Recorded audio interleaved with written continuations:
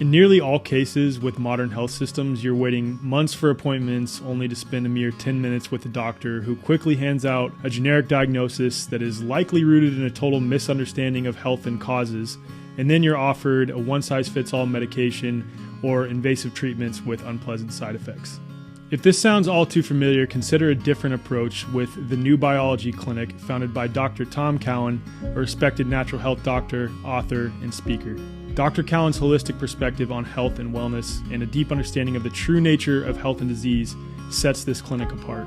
With the New Biology Clinic, it's not about quick fixes and suppressing symptoms. The practitioners take time to understand your unique story, recognizing that health is unique to the individual and that illnesses have a variety of causes, physically and metaphysically. Members of the New Biology Clinic enjoy a flat monthly fee that includes a range of valuable services like health consults as needed, practitioner-led live streams on diverse health topics, access to a members-only resource library, and multiple live group sessions every month. These sessions cover fitness, breathing integration, biofield tuning, guided meditation, EFT tapping, and much more. Unlike traditional healthcare systems that thrive on frequent visits, prescriptions, treatments, and suppressing symptoms, the New Biology Clinic's motivation is to make you healthy and keep you that way.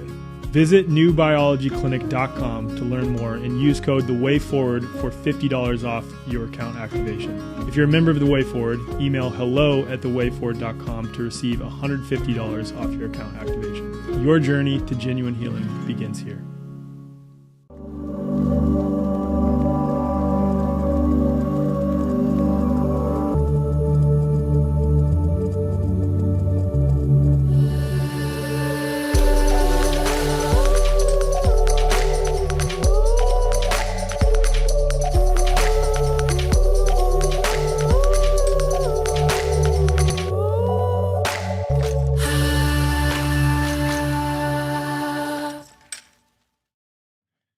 Joel Schafer is a personal empowerment mentor and shamanic dreaming arts teacher.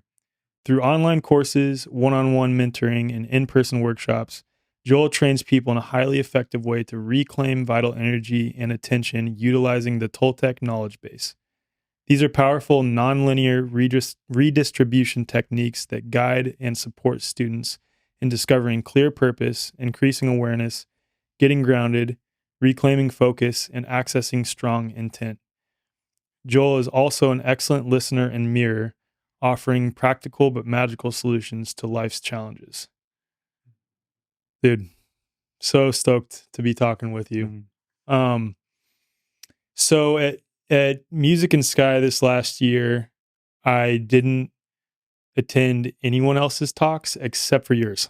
Oh man, thank you. Well, let me make one other exception. Mark Gober's I attended too. And I have a lot of friends that are speaking, and I think because most of the people that were on the stage I've heard talk before, so I already know what they're going to say, and I was hanging out with them in little circles outside of their talks anyway. But I was so fascinated to hear what you had to say, and I'm also in that group with you that meets every other Friday, and it's kind of like this unnamed group where we just talk about controversial stuff, and I was able to watch your presentation after the fact. I wasn't able to attend it, and it really blew me away, especially because as of late, I've been drawn to Carlos Castaneda's books and what Don Juan has to say. And I'd started reading Journey to Ixtlan a while back, but put it down. I just don't think I was ready for it at that time. So I think it kind of calls you when you're ready, and I feel ready right now. So I think this will be a really good primer.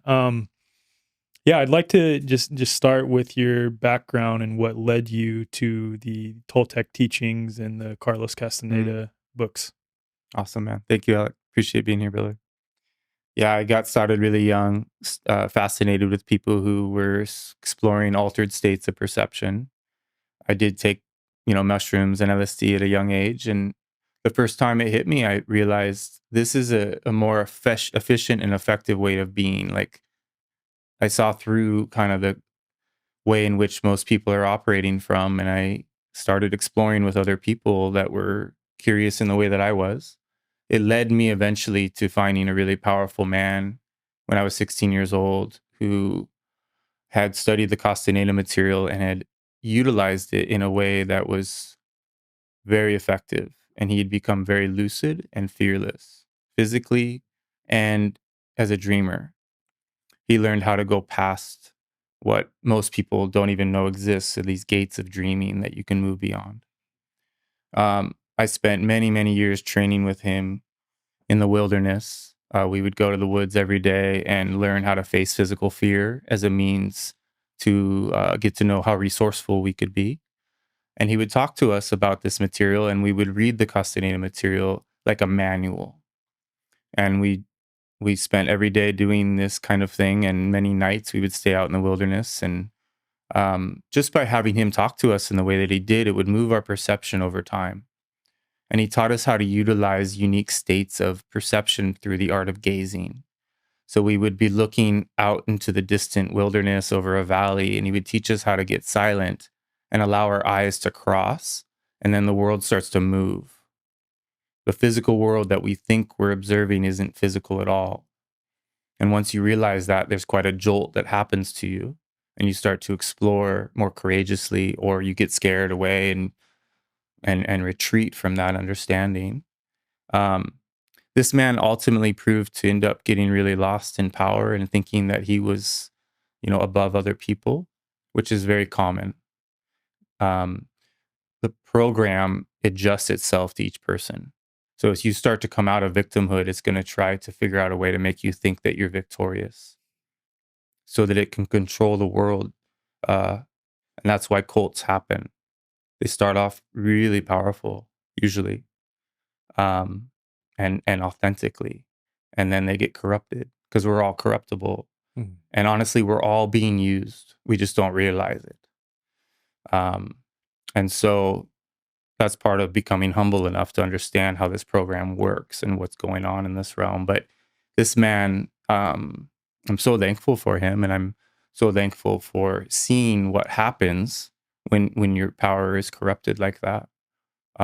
It was terrifying though, because I had walked away from everyone.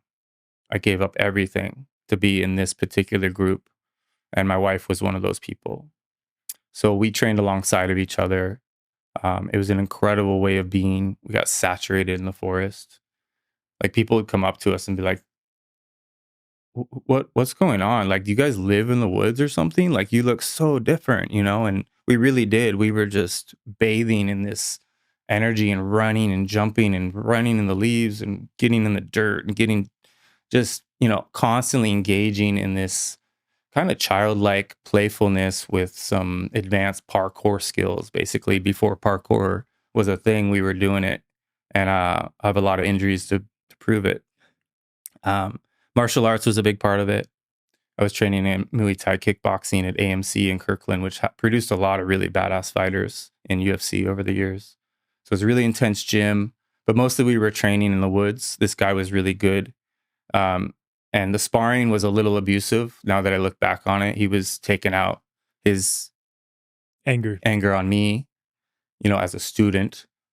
And even my wife, like, she was trying to be like a guy. And so she was getting hurt. So we eventually left him, and it wasn't easy. Like, these things get tricky he was coming after me in dreams. I was battling him every night. Whether it was him or something using his image, I was in a conflict in extracting myself from that experience. And in fact, I had to go be amongst a native elder in order to get help. And so I went to train in New Mexico, in the southeastern part of New Mexico, and met a real sorcerer who understood the Toltec material way better than the guy that had studied the Castaneda material. So the Toltec material is real. Castaneda books, people think it's made up, but it's just nobody's taken the pilgrimage to go meet shamans in Mexico and understand how this stuff works. Or if they do, they get into the power plant communities instead of the real stuff. Yeah. When you say power plant, you mean these plant and animal medicines, essentially. Yeah. So we trained with him and a live-in apprentice for many years. It was amazing, powerful people from all over the world that would come and train a lot. This man was quite psychic, and he could find people in his dreams, or his grandmothers that had died would teach him or show him where these people were all over the world. And so he would be guided to, he would send one of his apprentices to London because there was going to be a woman at a concert that had a tattoo on her arm that said this. And then one of the women would go and say, hey, we had a dream about you. Would you like to come? Sure enough, she shows up, and then he had many wives. They all married. All these, he's in his 60s and he's got like 19-year-old wives all around him. And it was quite wild. And it's not like I didn't know we were in a cult, but I was still guided to be inside of this intensity for a variety of reasons. And now I understand why. And then we met a medicine woman in El Paso, Texas, that came and visited us in that group. And she, one by one, helped every one of us leave because he was, although very, very gifted, he was an illusion of grandeur as well around his power. Oh, so this was the second one that had the same issue. Yeah. Was there any point with both of those initial experiences with these men who had powerful information to share, right, to like a message to convey, that you sort of cast aside the message that they were teaching to, or had any, any sort of desire to cast aside the message because you were thinking that because they were corrupt, the messages were also wrong? Yeah, it's a discernment process. You can see when somebody, the Castaneda material was my reference. It was like my way of understanding where they were lying to themselves, because the Castaneda material is so confronting. And that's why not everybody's into it. It really is it's not an easy thing to come to terms with. And so even they were studying it and utilizing it, but then they would come up with an excuse why one part of it wasn't accurate.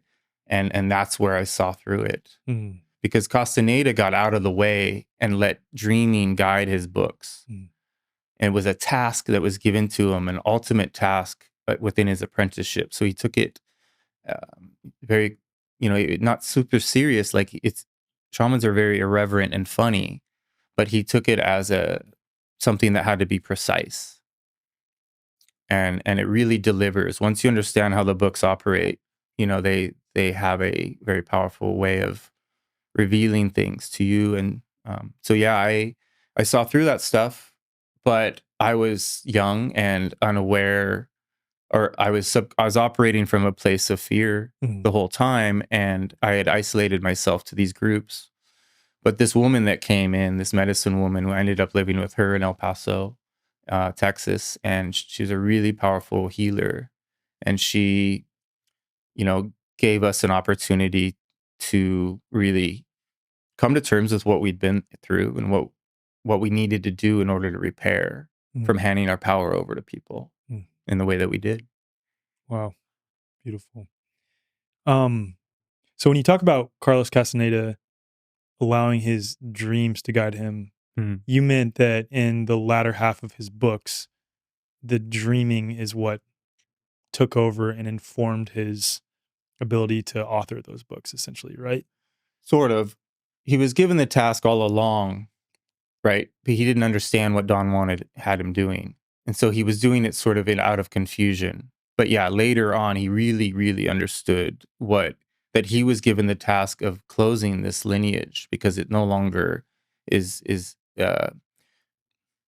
something occurred within the lineage, and this knowledge was meant to come out of privacy. Within the specific Toltec lineage? Within this particular line of sorcerers that come through Juan Matus. Okay. And that's the man that Carlos Castaneda meets, is Juan Matus. Yeah, he started out as an anthropologist, wanting to learn about peyote. Yeah.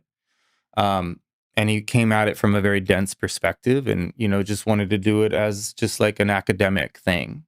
But the knowledge swallowed him whole, and he could no longer uphold his reality as an anthropologist. He became part of a myth, a living myth that is alive, that anyone can access. And he was a beautiful, hilarious, powerful man, but he was so dense in the beginning that Don Juan could just do all kinds of strange things to him, and he would just explain it away as if there's some sort of trickery involved with all these different people that must have done all these things to him. And so that ended up being his greatest quality, is his density, because Don Juan could show him entire other worlds and bring him back, and Carlos would just write it off as he had these strange names for it, like. But it ultimately, eventually, he became on par with Juan Matus after Juan Matus left the world. Wow. I don't remember the name of the first book, the very first book in the series, but I'm reading it right now. It's a little purple one, kind of like the same color as my shirt almost. And I'm just got to the part where Carlos is trying peyote, but he's not allowed to call it peyote yet for the first time. And he had just gone through the exercise of finding the perfect place on the floor that he had to sit. And it's funny because it seems like Don Juan kind of like fucks with him a little bit, It gets even more intense. Yeah. I mean, he ultimately tricked every one of his apprentices into the life that they went on to live, because nobody in their right mind would volunteer to do this kind of work, at least during that time. I think as the veil lifts during these times, it's going to be more and more people are willing, and it's not because they're crazy, but because they're courageous. Yeah. But before, you would have been considered unstable if when society was living more comfortably, there was no reason to go do that. But now society has gone so over the edge that it's time for us to sort of wake up to this true knowledge of who we are and what all of this is. Yeah, totally. Yeah, that makes sense. It's the inner journey is becoming a necessity. Yeah. In order to be able to let go of this theater that is so hypnotic. And there are other worlds to explore, but it's not with rocket ships. It's with this very powerful inner abyss that is available to anyone and everyone. And even people that they say, oh, those are all NPCs. I would disagree that you scratch the surface of every being. There's raw awareness to be cultivated. And that's what's so intense about this is those aren't programs out there. Those are people under the influence of a program. Wow. I'm sure we're going to get into that too as it relates to flyers and some of these other things. Since we brought up dreaming, I think that's probably a good place to start. And you describe yourself as a sort of practitioner of the shamanic dreaming arts. Yeah. So what are the shamanic dreaming arts? Yeah. So shamans explore very strange ways of being, not doings, ways of coming out of doing and into the silent side of action. And so you could like work with shadows by looking at shadows in a unique way, and where the shadow becomes the object instead of the objects that are like you can rearrange your perception through gazing in all these different ways. And so a lot of the reason the way the dreaming arts were discovered was through the use of psychedelic substances by Toltec people, very daring, courageous people. But then they found out that there's a dead end if you keep going that route. And so they discovered ways of being that would allow you to reach these unique states of perception without having to take any substances that would ultimately damage your energy body. So shamanic dreaming arts consist of strange movements that we call magical passes, that Carlos Castaneda coined that term. Tensegrity as well is a system of knowledge that one can utilize in order to reach dreaming. And so real advanced dreaming happens after decades of training in these movements and gazing and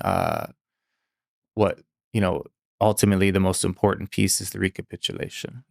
And then if you can recapitulate effectively, which is not easy to truly do it, it will lead to being able to use dreams, ordinary dreams, in a magical way. And eventually you'll learn how to control your dreams and move beyond certain gates of dreaming.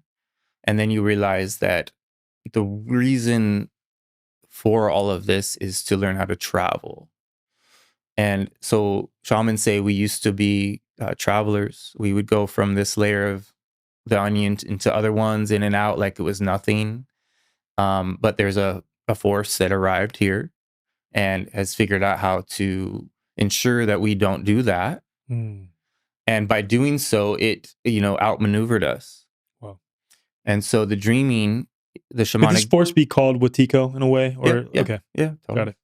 Yeah, the shamans call them the flyers or the mud shadows. So when you understand the power of dreaming, then you realize it's not just something you do at night. It's something you could do during the day while walking down the street. You know, you could be in silence whenever you want. And if you can stay in silence for a long period of time, this world that seems so physical and real just disappears. And there's another world right behind it. Or you could even go into different layers of time. You know, you could be in Mexico City walking down the street and all of a sudden everyone's wearing clothes from back in the day and you snap out of it. But for a moment you dropped into that different time because silence is a beautiful thing that will lead you and guide you into these incredible experiences.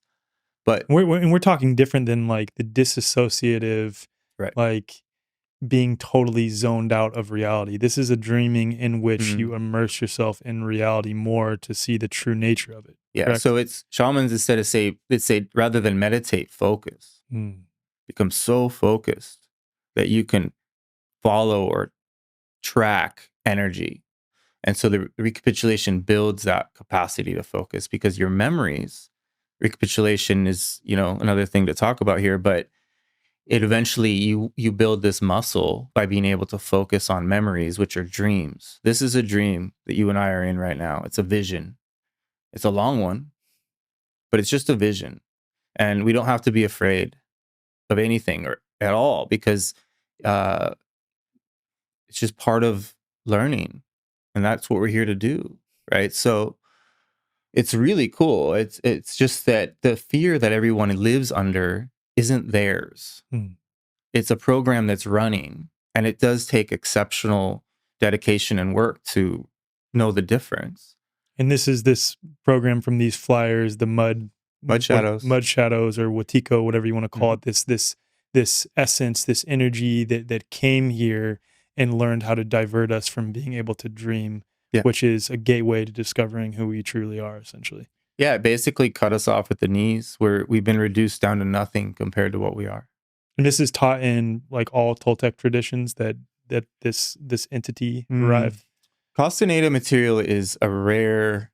So there's a lot of people that say they're Toltec shamans. Yeah, but they're saying that because they were born within a bloodline that has association. But a real Toltec is one that is cross dreaming gates. You could be purple or white or whatever, it doesn't matter.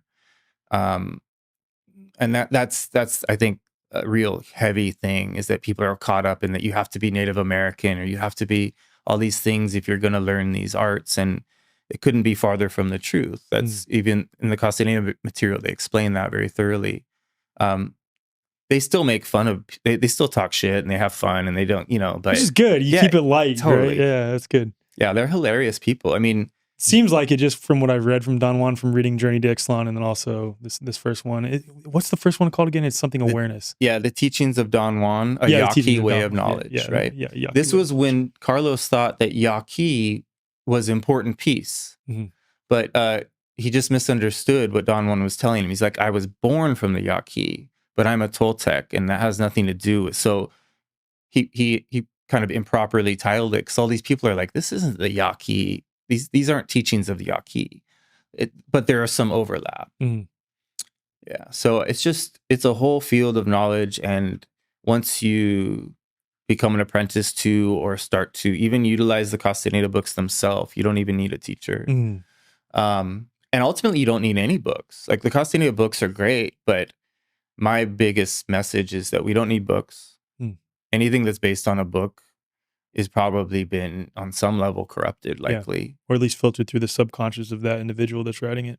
So, you know, shamans say religion is a hard thing to pull people out of because it has a very powerful hypnosis over people. And it doesn't mean that there aren't incredible knowledge that got filtered through all these religions. In fact, I think it was these systems, even though they were designed to control, there were beautiful people inside of them that were weaving all the necessary pieces for us to utilize these systems to free ourselves.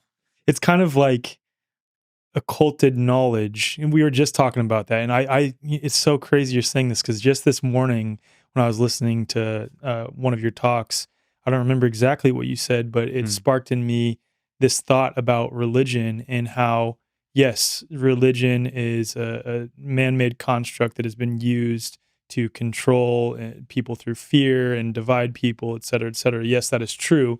But what's conveyed in religious texts to the individual that is attuned, that has eyes to see and ears to hear, is a message that you can use to pierce through and see the true message underneath that is teaching you about who you are and how you access the divine.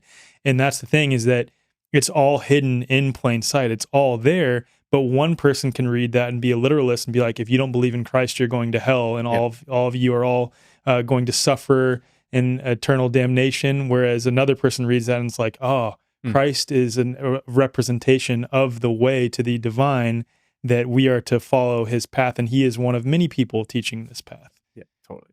And within the shamanic world, there's so many powerful people that have come, and we don't hear about them as much, but yeah, Don Juan is a powerful being to study as well, because these beings there's so many powerful people that have walked this realm, and as you become more conscious of that, you start to communicate with beings that have come and are revisiting. There's helpers. We're not alone in this. It's forces rise to meet each other, and we're in a really beautiful process in that respect. You talked about the dreaming gates. Can we expand upon that? Yeah. That the first gate of dreaming is just really simple but not easy, and they call it just becoming aware that you're in a dream. And then you validate that by looking at your hands, usually, or something. And then get to know that first they'll look like not your hands. They'll be like grotesque and strange. But just the act of being conscious enough to look for your hands is a big deal. A lot of people get obsessed with that and think that they have to learn that in order to advance. And I try to help people to just let that idea go and just enjoy dreaming and start to be curious. And we're talking about awake dreaming right now, right? Kind of.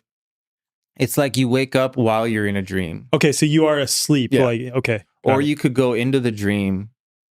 It's a strange thing, but yeah, you could be conscious the whole time as you enter dreaming. And that's what Carlos learned to do. You start off, you just go into silence, and eventually a color will flood your perception, and you're just inside of this incredible color. And then the colors will start to change, and then pop, you'll be inside of a memory of your past, but you'll be alert and aware, and you'll be in the same state of consciousness that you would be if you were in a deep dream, but you're utilizing it in a magical way. And then these gates of dreaming become more intense as a means to prepare you. So if you wake up, say, you go to sleep in a dream, in a bed, and you say you sleep on your back, and you wake up and you're in another dream now. Or maybe you wake up in the same bed, but the room has changed, right? Well, what if you could go back into that bed, lay back, same position, and wake up in another dream? What if you could do what they do in the movie Inception without any drugs? Or with drugs? I'm not against drugs. Like, I'm not saying we need to be totally pure. I think what's more important is that we become in love with our existence somehow. And we're willing to explore these energetic potentials on behalf of our children, on behalf of not just for ourselves, but to come out of the program without being reckless and extreme and having, turning it into a cult. And the Castaneda stuff did turn culty, because he had a group of 40 people that were private group of training. And if they didn't energetically keep up to par, then they were kicked out and someone was replacing them. Right. And that created this frenzy. Everybody wanted in. Right. And it's just a matter of time. So it's just really tricky to be building up these energies and teaching these things without people getting naturally obsessed or associate it with, like an ego-based development. And so Carlos got really disturbed by all of it. He wished he never wrote the books at one point. Wow. My elder went up to him in Los Angeles airport a few months before he died. And he said, "Congratulations, Carlos. You have more apprentices than any shaman I've ever met. He said, I don't have apprentices, I have followers. He said, I wish I never wrote those books. I wish I would have never done any of this. Wow. Something to say. That's a pretty powerful statement right before he passed away. Yeah, the people grab a hold of books and they think, this is me. I'm special. Yeah. I knew I was special all along. And then their ego gets all invested, and then it's just so devastating how the program controls us, but we're just so extreme. Yeah. And so I think we're now in a time where this knowledge, that all needed to happen. And now it can people that are really understand and can see through that natural cult-like behavior that develops. Mhm. And how do you consume this material and Mm. even begin using these practices that are extremely powerful? And we'll get into more of them, like recapitulation and things like this. But how do you do that without succumbing to this cult-like mentality? Especially because I'd imagine that in years past, prior to 2020, right? Yeah. That when you would engage in these things, it would be very hard for the person who is not attuned to not want to be like, wow, I'm superior to these other people who don't know this information, who haven't cultivated these abilities Mhm. as I have. Yeah. It's kind of like a dojo. You go train, and all the really badass dudes. It's very rare that they don't end up kind of putting themselves above, and it's not like it's almost unavoidable. Mhm. There is a cocky stage to learning this You knowledge. think it's a natural progression? Yeah, Like, did and you go through a cocky stage or did you learn it? well, mine's a little weird because I got really beat up early on by this Yeah. dude. And so shamans they will fuck with your ego as a means to expose it. Yeah. They build it up, and then they pull everything that you thought they just gave you, they just take it away Mhm. in a very psychological way. I can relate some of my Yeah. coaches in various sports that I played doing Yeah. doing the same type of shit. Yeah, it works. Like playing games where it's like, what the fuck is up with this guy? Yeah. And then in hindsight, you're like, oh, I see what he was doing. Yeah. You know? Yeah, so I showed up to everybody like, "Oh, you must know what's going on. You must know what's going on." I felt so like undeveloped because I had skipped out on society. I was just in the woods with this dude, and so I was going to the grocery store was a terrifying experience for me. I was totally comfortable, out in the middle of nowhere by myself, which most people aren't, but I'd kind of gone the other way. So, I mean, it kind of makes sense. I don't want to get off on a tangent there, but it makes when you're immersing yourself with Mother Earth, right? yeah. Which produces a strong, coherent field and helps us connect to spirit, connect deeper to ourselves. And then you look at society and you're like, oh my God, this is so backwards. Yeah. I could totally understand why when you're immersed in that continuously, you look at the rest of society and even going to the grocery store is like, God, what the hell is this? Yeah. And so, and that's my elder would take us to, after a 4-day vision quest of 4 days and 4 nights without food and water on the mountain. He would take us to Walmart and the movie theater afterwards just to show us how difficult it is. And it was the last place you would want to go. I mean, literally the last place. Yeah. A movie, you don't want to watch a movie when you Right. just saw through the fucking whole thing. Right. But he is really important piece. He'd wake us up in the middle of the night and take us to Walmart at 3 a.m. so he could talk to his ancestors. They would meet him there. Wow. He'd be walking down their aisles and he would show us people that were about to die. He would show us people that weren't human. In New Mexico, all kinds of strange creatures go to Walmart at 3 a.m. Wow. Wow. Wow. So it was an exercise of you seeing the contrast in reality, essentially. And being able to, not lose your marbles, right? Because that's the last thing you want to do. You have to develop something within your being in order to withstand that. And that's called resiliency training. And that's what I teach. I teach people how to become more resilient, empty their story out, so that they can become part of something. And so, these kinds of things work. What I went through works. So despite that mentor, guide, whatever you want to call him, being extremely abusive, it's like in some ways you are ironically grateful for that abusive nature because it broke your ego to such a degree that you didn't really go through as much of this superiority phase as other people may have. Definitely helped. I did, when I went to the second group, I was looked at as the protege. I was going to be the one, and I was going to have all these wives. Mhm. And it was this, I was trying to figure out whether I was going to accept any of it, but there was a lot of attention given to me. So I reestablished my ego in a sense, and I did move into some illusions of grandeur around stuff. And, I was lucky that this woman, this medicine woman, came in and really brought me back to my heart. Um, and when this man invited me to be his protege and offered me tobacco to continue his knowledge as he was preparing to die, I had to really get really honest with myself about what I wanted to do. And I think that medicine woman and my wife at the time, both holding space for me to trust me to find my heart again, you know, helped significantly. But I went on a pilgrimage into the mountains to ask whether I should do this or not. And I got a strong no. Mm. And that was the first time I felt confident enough to listen to my own resourcefulness, because I had been outsourcing. I was trying to be like my teachers. Mm. I was trying to mimic them. It's what you do in a dojo. The teacher, a badass martial art cannot tell you how they're doing it. You have to steal it. You have to see it and tell what they're doing. And so that's why you want to saturate yourself with people that are in these unique states of perception, because you can't read a book about it or learn it from their words. It's from being in their presence. But yeah, I'm very fortunate. All these helpers came in at the right time. Mm.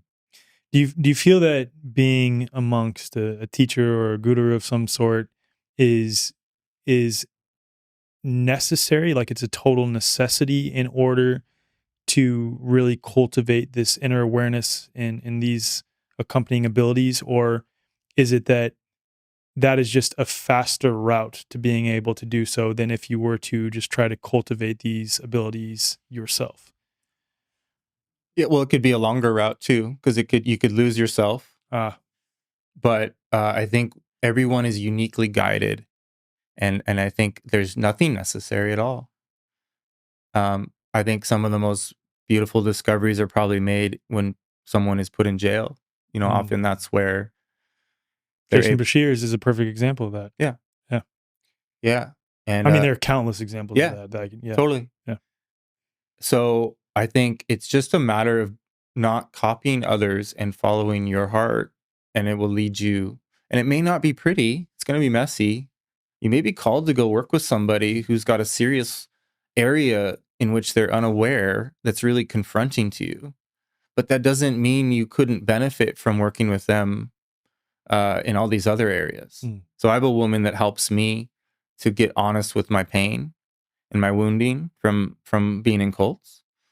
Her and I don't see the world the same way, but she's so valuable in being able to hold space in a way that makes it possible for me. Got it.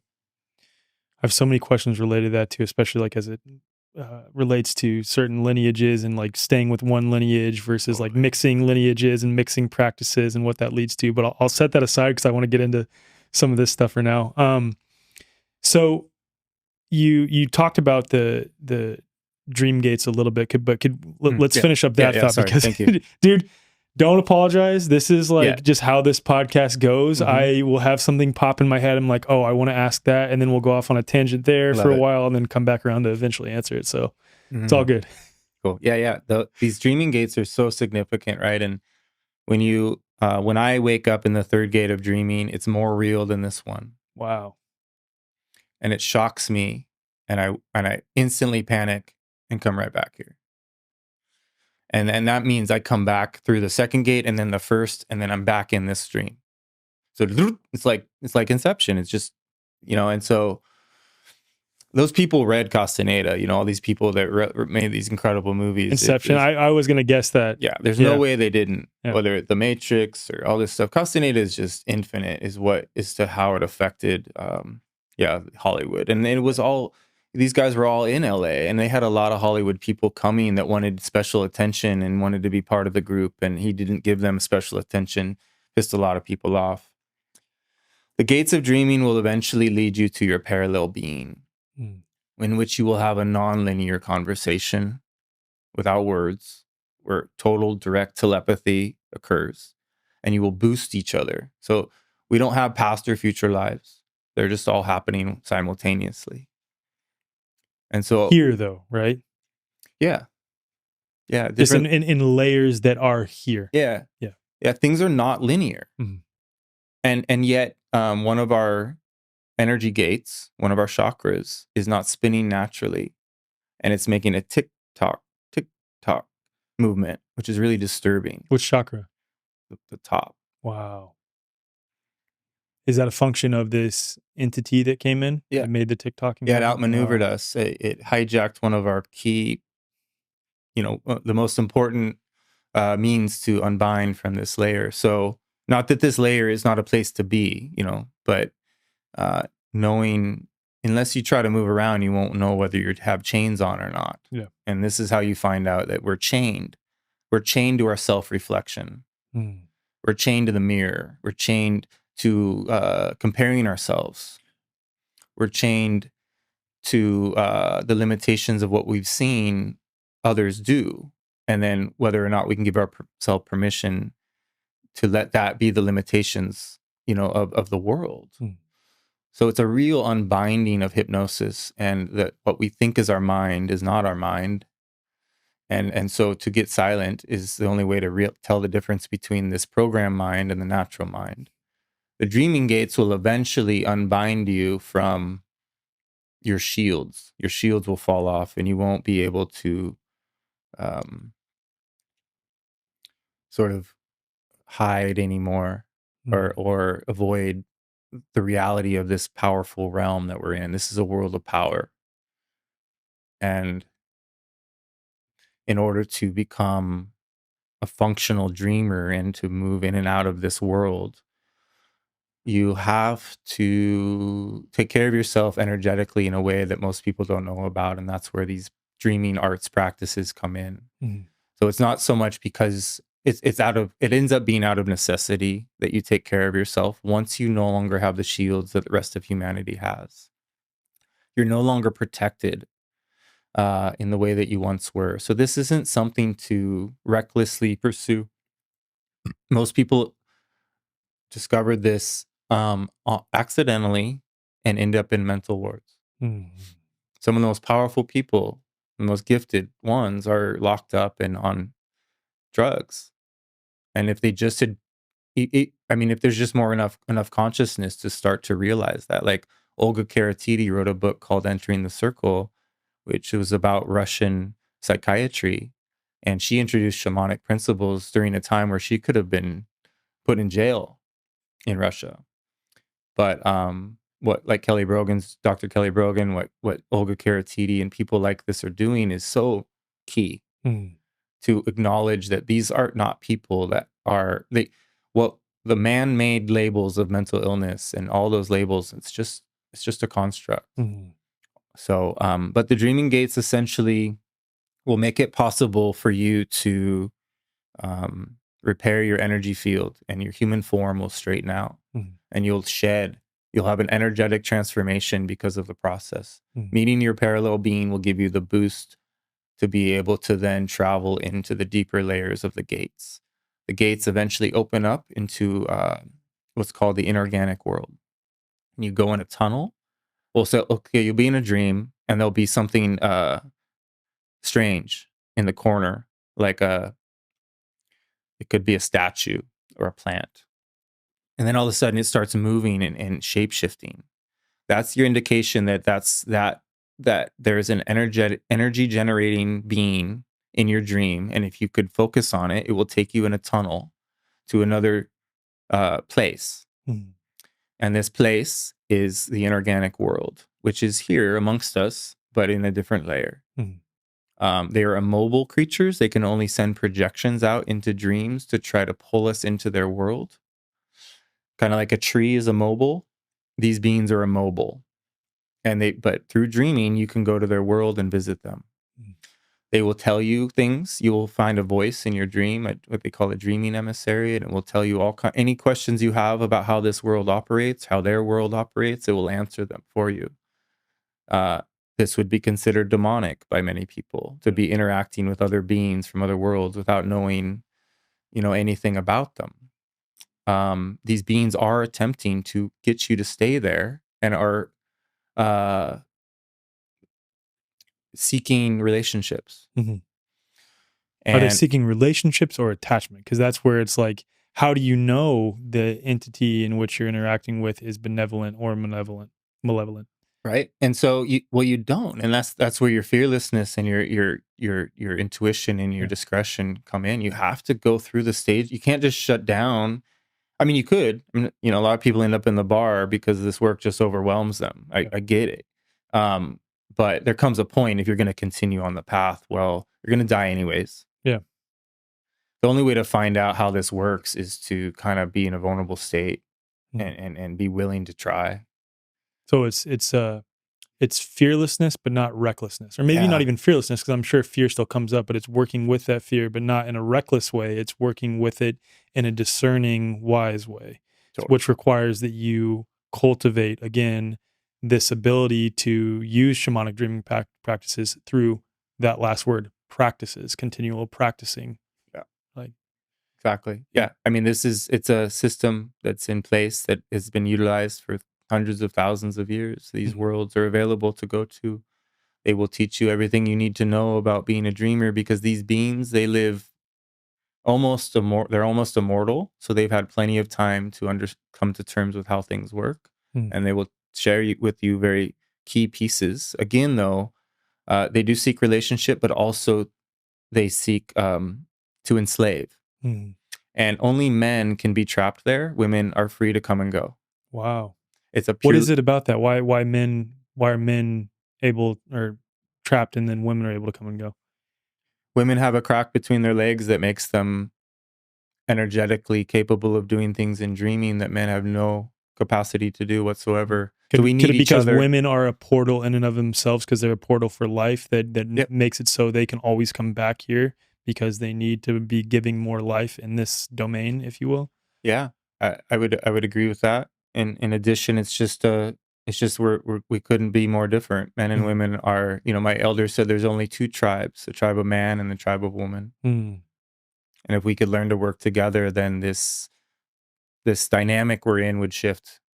And so every couple that is doing the work is making a massive contribution to that. Shout out to my wife, Kylie. To Rachel. Awesome. I want to get into some of the baseline pieces, the practices, the movements, recapitulation, and everything like that. I know by now the audience is probably like, okay, so give me the what. Yeah.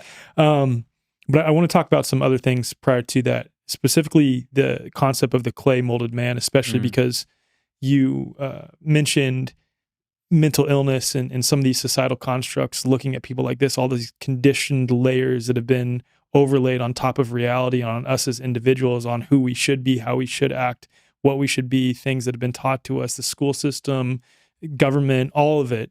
So I know Castaneda talks about this concept of the clay molded man. Could you just share your ideas about it? Yeah. It's not something I've personally witnessed yet. An apprentice at one point will be visited by the mold of man as a means to understand that we're like stamped. We're like these awarenesses that are given these avatars or vessels, really. And the mold of man is that it's just this pure being that is utilized as a model, and we all copy that model in order to come in here. And my elder said, is it like an archetype, or is it different than an archetype? It's just a mold. Okay. It's free of archetype. Okay. It's pure mold of what man is. Yeah. Okay. Got it. And it's a strange thing to go, like these strange events occur on the path of this knowledge base, and you eventually encounter different understandings of how energetically the vision functions. Mm-hmm. And that's one of them. My elder said that, the clay of our bodies is made up of the mud of this earth. Mm. Like, we came here for a reason. We're here to work with the mother. She will reveal the secrets of this realm to us through pure perception. But it's not an easy thing to get silent enough in order to be guided to that degree. So that's the journey, is coming out of the limitations. But to witness the mold of man would be at a certain stage a significant indication that you're prepared. Mm. It's like I shouldn't say that. There are people that have seen this in a reckless way, that, through power plants, but the mold of man is something personal that occurs to each apprentice eventually, as a means to signify basically that they've crossed the threshold and they're ready to go deeper, and it's infinite. There's no mastery here. Okay, so I think now I'd like to get into some of the things that relate to cultivating this awareness. And I know one of those is, like, a huge concept to cover is the assemblage point, which Don Juan talks about. What is the assemblage point? Yeah, so for shamans, they see not physical bodies at a certain perception. They see these luminous cocoons of light, that we're all balls of light. Mm-hmm. And those balls of light have energetic configurations. So they don't really see our physicality; they see the balls of light that encompass our physical body, because that's who we are. As the biofield surrounds us as human beings. There is a layer of perception in which those balls of light is what you see. Yeah, but you could jostle back and forth between the physical and so it's kind of like an overlay at first. But yeah, where our physical body is inside of a toroidal field. Yeah, we have. This is the energetic gap right here. And from this is 3 powerfully long or short luminous fibers that extend out into the world and make, that's how we feel the world. When you're looking at something, you're not just looking, you're feeling it with this. Yeah. And on the outside of that toroidal field is another ball of light, and it moves. And where it moves determines what you see. Is it off the left or right shoulder? It's moving, it's changing. Okay. But yeah, it's in the books, it says that it's behind your left shoulder. Or even for different people have different positions, but the majority of humanity is controlled by the fact that our assemblage point is fixed. How are we going to loosen our assemblage point so that we can discover what's really, that the more of what is here, without losing our marbles? Because you want to be able to be fully functional in this realm in whatever capacity. And it's not easy to move your assemblage point and then go build a house when you're in this, it can be done, but it takes a real significant preparation energetically to be able to do both, to have that fluid assemblage point, but also be in this world. So correct me if I'm wrong on this then. The assemblage point, each of us has one. It is essentially the concentration of energy for us as individuals that gives us our perception of this reality. Yeah. Okay. Consciousness is not stored in the physical body. Right. The assemblage point moves along these, either the outside edge of the cocoon, the toroidal field, or it can come in, or it can go past it. Right. It could even move outside of the cocoon. And that's where really profound perceptual experiences are. It makes sense on an even biofield level, right? Because I won't say this is a quote from Eileen, but this is what I've gathered from Eileen McCusick. Yeah. Is that, like, in these expanded states of consciousness, that's our biofield quite literally expanding. So if the assemblage point of our biofield is expanding outside of our field, then our field would then eventually follow with it and expand itself, making our awareness itself expanded, because we're able to feel and tap into what we would call these psychic phenomena, right? much easier because our biofield itself has expanded, meaning that we are more in tune with other subtle energies around us. Totally. And I think in the Castaneda books, it probably explains that we used to have much larger fields Wow. and they've been reduced down. And then with that, they say that most of humanity, so we have a film, an energetic film that can wrap around the outside of that toroidal field and it can insulate us so that we're no longer food for the predator. But most people, that film only goes up to the heels. Wow. Or their ankles. Some people, their knees. When you experience the insulation and you're no longer being fed off for long periods of time, you're no longer under the control to the degree, that you have been being used. But this is where the cockiness can come in. This is where it can get really tricky. And so finding people in your life that can help you be honest with yourself, keeping your humanity, because you start to get indifferent. It's strange, but there's this incredible indifference that comes over you. You realize that nothing's important and everything's important at the same time. And so you start hanging out with people that are like homeless or, in altered states because you relate to them more than people who think the world is just what the eyes see. So that as that luminosity builds around your toroidal field and you start to be able to stay inside of that incredible feeling, then all this pure affection starts to come back from your childhood. Wow. Your imagination comes back, your creativity kicks in, you become fascinated, you fall in love with your existence. And yeah, it gets kind of terrifying because you realize how alive you are, that you've been asleep. And this waking up is uncomfortable, but incredibly, there's a lot of purpose in it. You feel really a lot of gratitude. But shamans say that this is a world of terror and beauty, and that the beauty balances the terror. So you kind of have to have a lot of beauty in your life in order to wake up enough to handle the terror. It's got to be in balance. Otherwise, you will end up in the mental ward. It's just the way it is a high stakes game, for a reason, right? Because it's critical that we remember what we're capable of. Otherwise, this will get worse. Yeah. I don't remember where I've heard it before, but someone talked about this outer layer of your biofield, being able to program it to where it's like it almost appears as like a milk-like substance around your biofield. Have you heard anything related to that?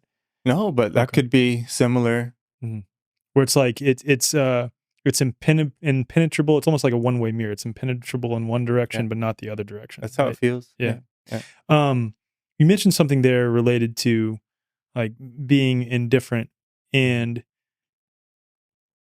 I've heard you talk before about fear, especially perpetual fear, being an example of us being deeply attached with this reality. And we don't want to be deeply attached. We want to be detached. Yeah. But how do we be both detached from this reality and also be deeply in love with it? Because I could see, and I sort of look at the New Age movement like this, where it's like wanting to transcend the body, wanting to ascend beyond the body, wanting to like get out of materialism to the point that they are almost escaping this reality and allowing, how do I put this? Allowing it to crumble, allowing maybe their individual lives to crumble in such a way that because they would use the word detached, and I know you mean it in a different way.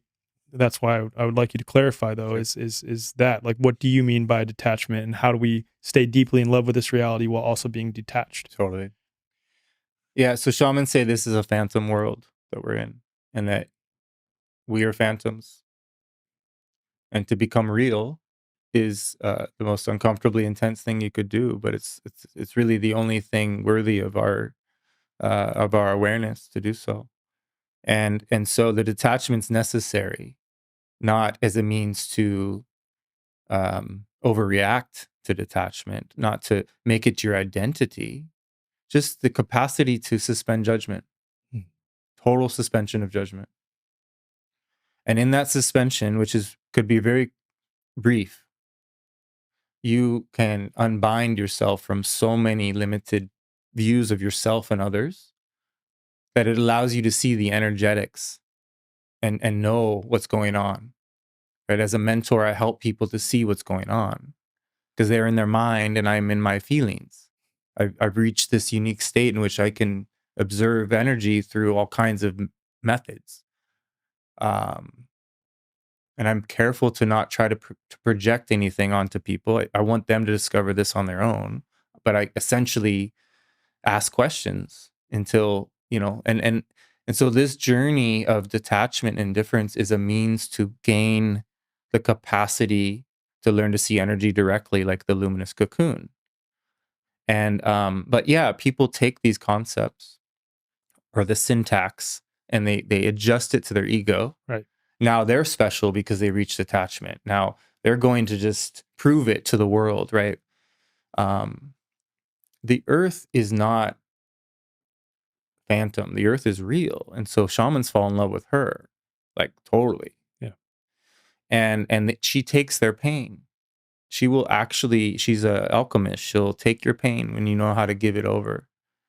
And then she'll fill you back up with pure, brand new, fresh energy.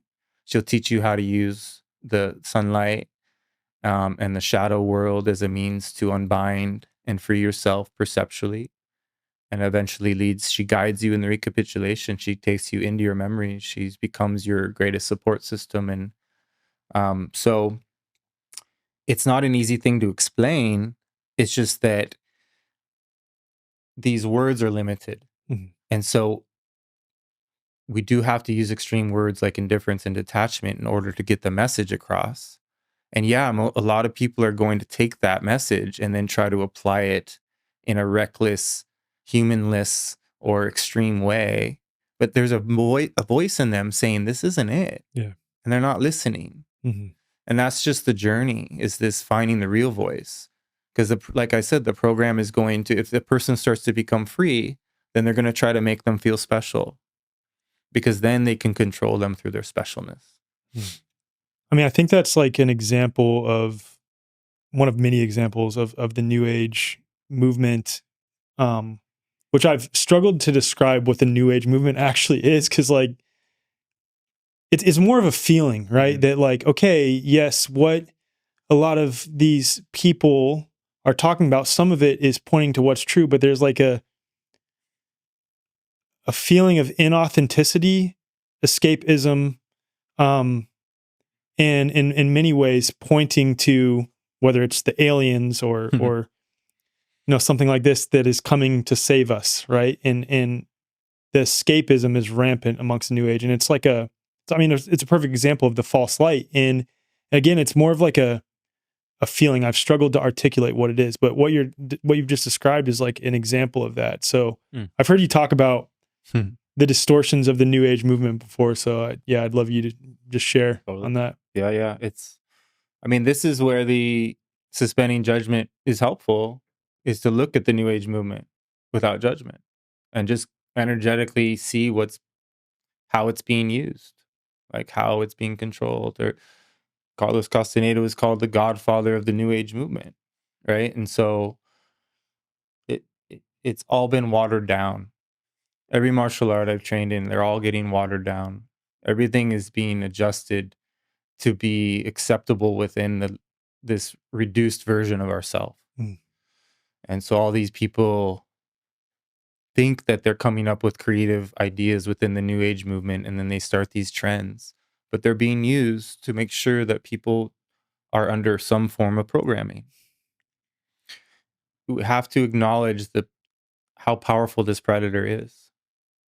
That with very little energy, it can control us. It's very effortless for it.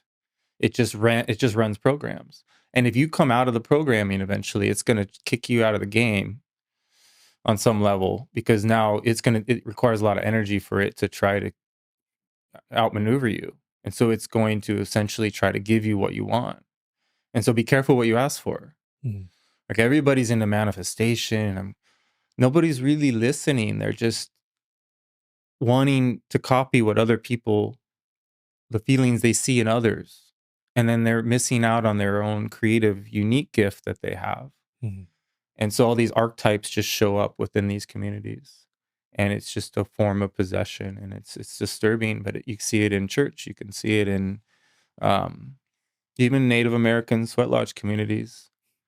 A lot of people have become very, their ego identifies with the tradition, right? They're like, this is who I am, and I'm important because I do this, and I carry pipe, and I've been on the mountain, I've done all this, and then so some really beautiful elders that I know, they're very confronted by the Castaneda material because it would strip them of that position of authority.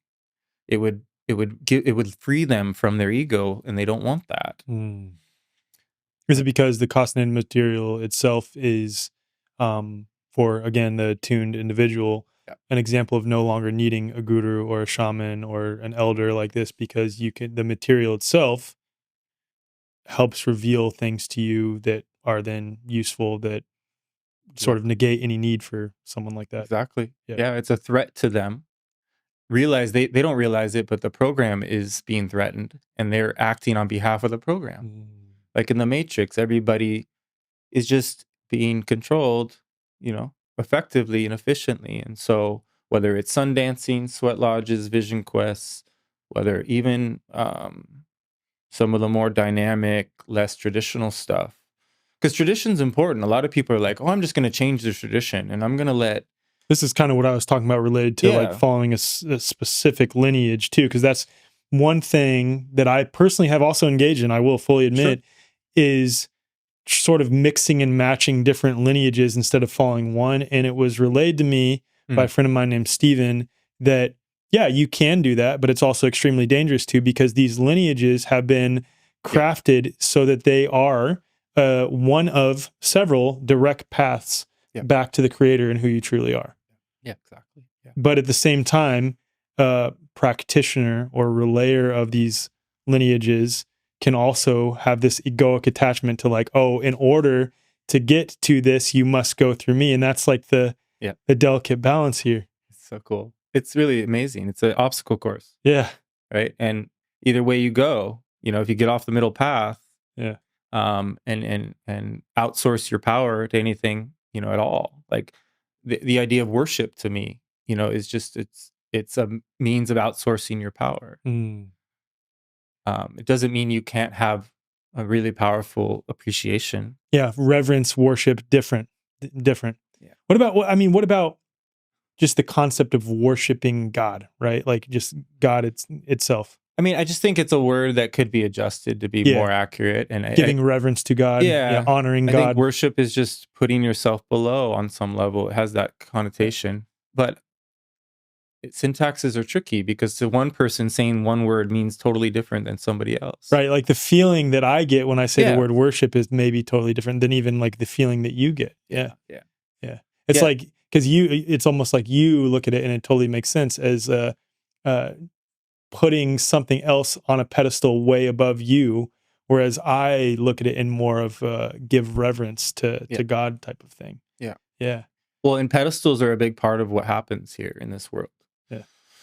We put people on pedestals, and if you allow yourself to be put on a pedestal, you're just asking to get hurt when you get kicked off. It's just going to hurt. It's going to hurt you, and it's going to hurt everyone that puts you on that pedestal, right? And so that's a really tricky thing to witness within tradition. And so tradition is key, but it's also a trap.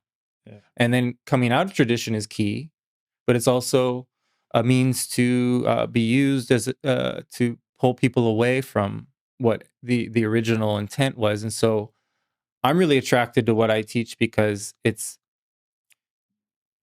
a lineage that is based on a very specific mood that understands and is foreseeing kind of the challenges it plays. And it doesn't require a teacher or a group, but it does require unbending intent in order to achieve. And that is a very unique state of focus that's really almost impossible, but is available to achieve. Yeah.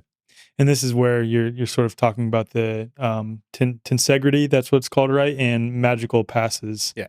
And these are the sort of movements. And I've heard you before, and I was super happy to hear you say this, that it is similar to Qigong. As someone who practices Qigong Cool. myself, it was super cool to hear you say that, because I know and have direct experience with the power of Qigong, especially when practiced regularly. Yeah.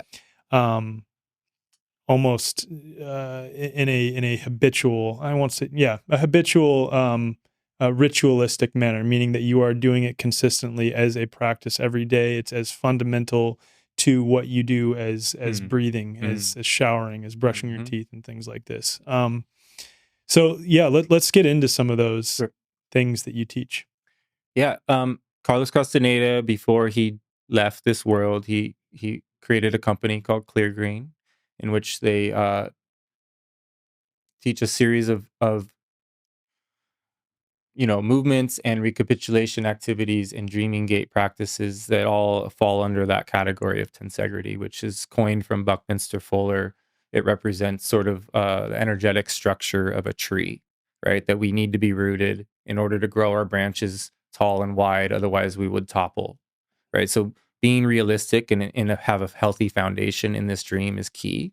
Most people that get interested in this stuff have no foundation. They're totally ungrounded. They just want to escape. They want to learn about, how can they leave and be special. And so it's really hard to find people that actually want to do the lower work, which is the getting rooted. The movements are very strange. There are some practitioners over the years that came in and have brought in some of the more qigong stuff from other parts of the world, and so some of it does look very similar because it got mixed a little bit, because one of the teachers of this lineage was heavily influenced from martial arts and that side of things. But yeah, they're long forms. Ideally, you do long forms of these movements that are really difficult to remember. So you have to get out of your mind and let your body memory kick in, like in sports. And then that continues to intensify and shift your perception, because you're spending long hours in groups together over a period of a week, moving together in synchronized movement. And then you're accessing energy on the outside of the luminous cocoon and bringing it into your organs. That energy has been crusting up and causing you to age. That's why they call it getting old and crusty, because you got all crusted. You got to break that crust. Yeah. These movements are literally, you're punching, clawing, kicking, grabbing that energy, redistributing it to your organs for hours and hours and hours over a period of long, whatever workshop. Like I'll be doing one in Montana, August 31st and September 1st. We're going to be outdoors doing these movements for long periods of time, and it's going to be very powerful. It's the first time I've done this in person, but I trained with Clear Green for 10 years, went all over the world with them, did all their seminars, went to their workshops. I benefited significantly from being saturated in this intense movement. Some of them are embarrassing and strange and awkward. That's what a lot of people struggle with, is they're meant to take you out of your ego and allow you to discover almost this like Mexican dance. It's like there's like a rhythm and a cadence, and you step funny, and then you step one leg, and then you step two legs this way and then back with the other leg, and then you have to remember to switch that order, but you can't remember because then you'll get in your mind. So you have to it's not easy. It's a practice. It's amazing. Yeah. And then all of a sudden you do this for a period of time, and you get home, and you just start bawling, dude. You just start healing. All this emotional healing starts happening. You just get all this clarity. You feel all this support, and you just like, so it's just a matter of boosting your energy and then being able to be resilient enough to not then just like go blow it, right? Because we can easily just get so high that we end up just celebrating to the point of like where we didn't integrate the energy. So there's a very sober focus. You become very you have to reach these levels of acceptance of the transformation that's occurring without having to announce it to the world. And I think that's the difference. A lot of people feel the need to tell everybody what happened to them. When you learn to just not need to do that, you don't even I don't even have to tell my wife anything, because it's become so beautiful. The mother is with me. I'm being seen. I'm being validated by source. I don't need a person to validate my experience. You know what's so interesting about this is that I've shared a couple times on social media about some of the things that I've achieved through Qigong, right? Sure. Which I've talked about openly on this podcast, and I think most people that listen to this are on the same page, so it's no big deal. Yeah. One being spoon bending, but I found myself when saying that, I'm like, why am I even saying this? Because overwhelmingly, especially in sharing it on social media, and I wasn't attempting to share it in a cocky way. It was more so like, hey, these are the things that we can all do. All of us, literally all of us, right? I mean, I've seen kids read blindfolded multiple times, multiple kids. And I'm talking like friends of mine, their sons and one daughter, able to read blindfolded. And what I met with is a bunch of people who are like, yeah, well, where's your proof? Can you do it on video? And I'm like, I would never attempt to do it on video. And in fact, on the spoon bending thing, I've only done it once, and that was enough for me. And I didn't even have not tried to do it again, because it's not about the act of bending a spoon. And the thing that comes up with me is that I think about, Joe Dispenza's talked about this in several books, that like the power of our pointed awareness and the underlying belief of that pointed awareness to actually manifest results in reality. And if these people who don't believe it to be true are already coming into it with that belief, then it is just an example of something that is not for them, because it requires that you believe it to be true, because whether you realize it or not, that foundational fundamental belief also met with action and feeling gives rise to the material result itself. So yes, for those people, there's no point in trying to prove to them anything, because they already have the fundamental lack of belief in it that will negate the results itself. And there's the freedom, is we don't need to concern ourselves with anyone's perception of anything, especially us. And so, shamans say that shamanic healing cannot happen if there's someone in the room who doesn't believe that it can happen. It just doesn't work. It's not going to happen. You're going to have to change the situation. You cannot do shamanic. You cannot be inside of a magical experience with people who, are trying to document it, or catch it on film. It's like, what? You missed the whole point. What are you doing here? Right. But by all means, would love to consider if you'd be open to doing this differently. But, so it's not like everyone's welcome. But these are the stages of density that are almost, it's just like, well, so when Carlos Castaneda brought this to the world, the people that showed up, they all wanted a book deal. They wanted to be Carlos Castaneda. That's why they were there. Everyone is trying to uphold their self-importance in this world. And self-importance is the main subject in the Toltec teachings, is that there's a way to come out of it and to fall in love with what you're perceiving rather than the self. Like it's important to love yourself as you are.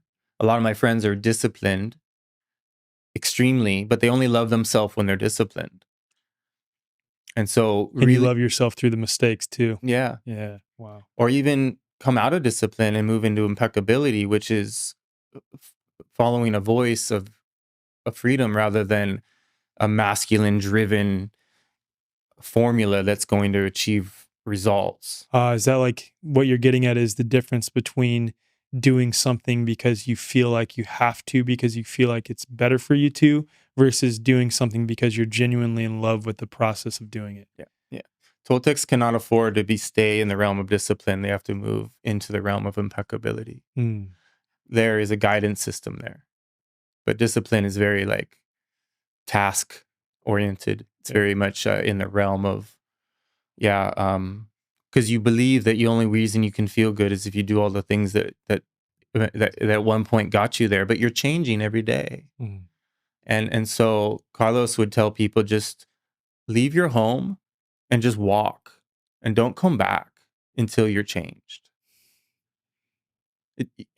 Out of downtown LA, just walk and don't come back.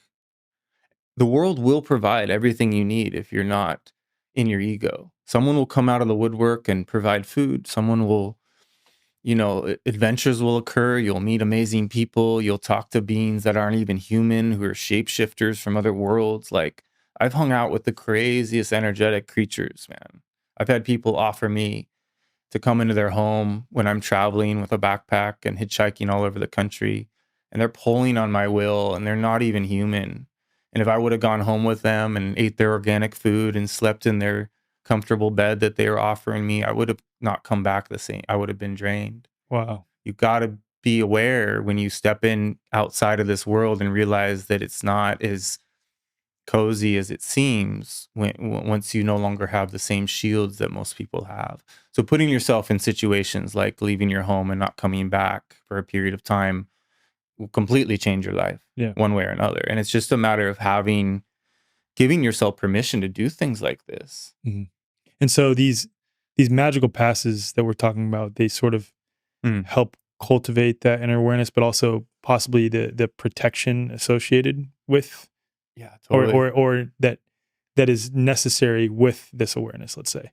Yeah. Your informed field becomes alert, right? You're perceiving the world with your entire being rather than like this mind's eye or even your eyeballs. Even the third eye is like a dense concept to me. Like, it's just another way of explaining something that's unexplainable. But when you're really seeing and perceiving energy, it's with every fiber of your entire being is conscious. And our consciousness is not stored in our physical form. And we have an energy body, an astral body that is like 6 to 10 feet behind us at most times, that can be used to go in remote view, do long distance healing, go into other worlds and come back with treasures and gifts of knowledge and perception. So the magical passes are confronting because there's resistance to them. And that resistance is the program making sure that you don't follow through.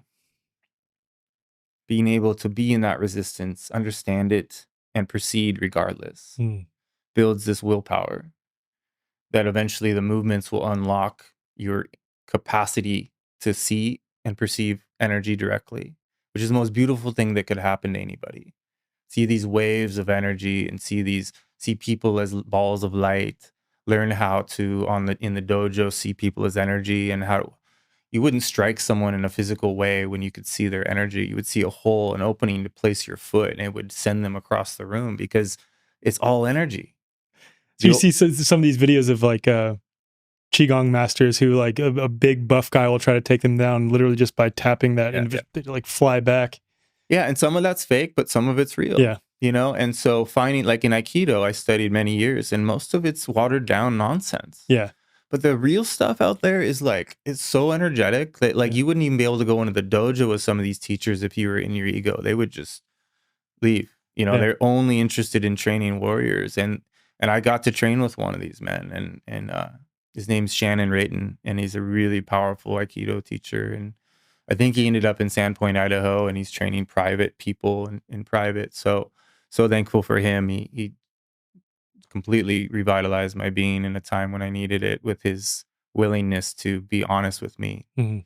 So there's powerful people in this world that are called, like Morihei Ueshiba is the teacher of Aikido. He's visited me energetically and offered, to be my guide. And I've had to say no to some of these intense lineages that want me involved in their lineage. It's all not that I'm not going to say yes eventually, but I just have to really learn my yeses and nos, not just with people, but with forces. Yeah.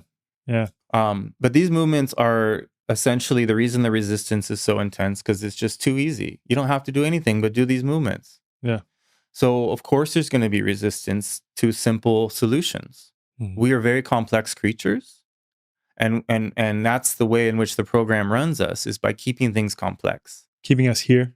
Yeah. Yeah, keeping us The in our mind. simplicity is in the realm of pure feeling, pure affection, knowing what you really want to do with your time and day instead of being on autopilot on some disciplined regimen that, is not as expansive. At one point, that discipline got you to the place where you could become expansive. So now let's use that expansion and move into a more spontaneous way of existence. Don Juan said that it's important to keep a fog around you so that nobody knows whether you're coming or going, including yourself. So we are mysterious creatures, and when we behave not in a non-mysterious way, we it's in it kind of not respective of how powerful and beautiful we are. Some of the other things that I know Don Juan talks about, I did a little bit of background research on some of these other things too, and this is all within the realm of tensegrity, I believe. That's how you say it, right? Tensegrity? Yes. Tensegrity is stalking, and then there's like breathwork practices that kind of leads us into the recapitulation conversation and erasing your personal history, which is an interesting concept. But it makes a lot of sense. So I'm really excited to get into that. But let's talk about stalking first. Yeah. It's called the Art of Controlled Folly. And when you realize that the world is operating out of folly, which is, translated into Russian is stupid. It's behavior that is essentially just contradictory to what is natural and healthy. We behave very strange for how aware we are. We can build all this incredible civilizations and structures and engineers and builders, but then we behave in a way that's represents almost the opposite of that capacity. And so when you realize basically the difference between destructive force and a creative force, we have such an incredible capacity to co-create this reality, but then we behave in such destructive ways. Yeah, which is where the flyers are discovered. Is you realize it's not. We don't have to feel guilty and shameful about our behaviors. We actually are under the influence of these forces. It doesn't mean we're victims. Yeah, but it's important to honor the stage of awareness of what's going on. Distinguish between that and us. And I think this is where religion can be so incredibly harmful. Exactly. Is because of, perfect example, the idea of original sin, like being telling essentially a baby, or a baby once it's able to, perceive what you're saying, that like, hey, you are originally sinful. You are originally fucked up. Basically saying that that's where one of many examples of where religion can be incredibly destructive. Whereas this, bringing in the context of flyers and this predatory energy that is around us, once we become aware of it, it's like, oh, that's not us. And that's what itself leads to conditioned behavior that is inhumane, let's say. Yeah, exactly. Yeah, this is key. So then a lot of what I help people realize in their healing is that you didn't do anything wrong. Like for that brings a lot of relief. But it takes a while for people to receive that. Yeah. You did what you could within the conditions in which you were hypnotized, under the parents that passed on what they did to you, and their own spirits of trauma that get passed on from generation to generation. And then here we are, the black sheep, attempting to heal, and it's not an easy task. So how much of that though requires that you as an individual take accountability for the wrong that you've done to other people? Because irrespective of whether it was this entity working through you or this entity that conditioned you to make those decisions, they were still ultimately an action or inaction of you. Yes.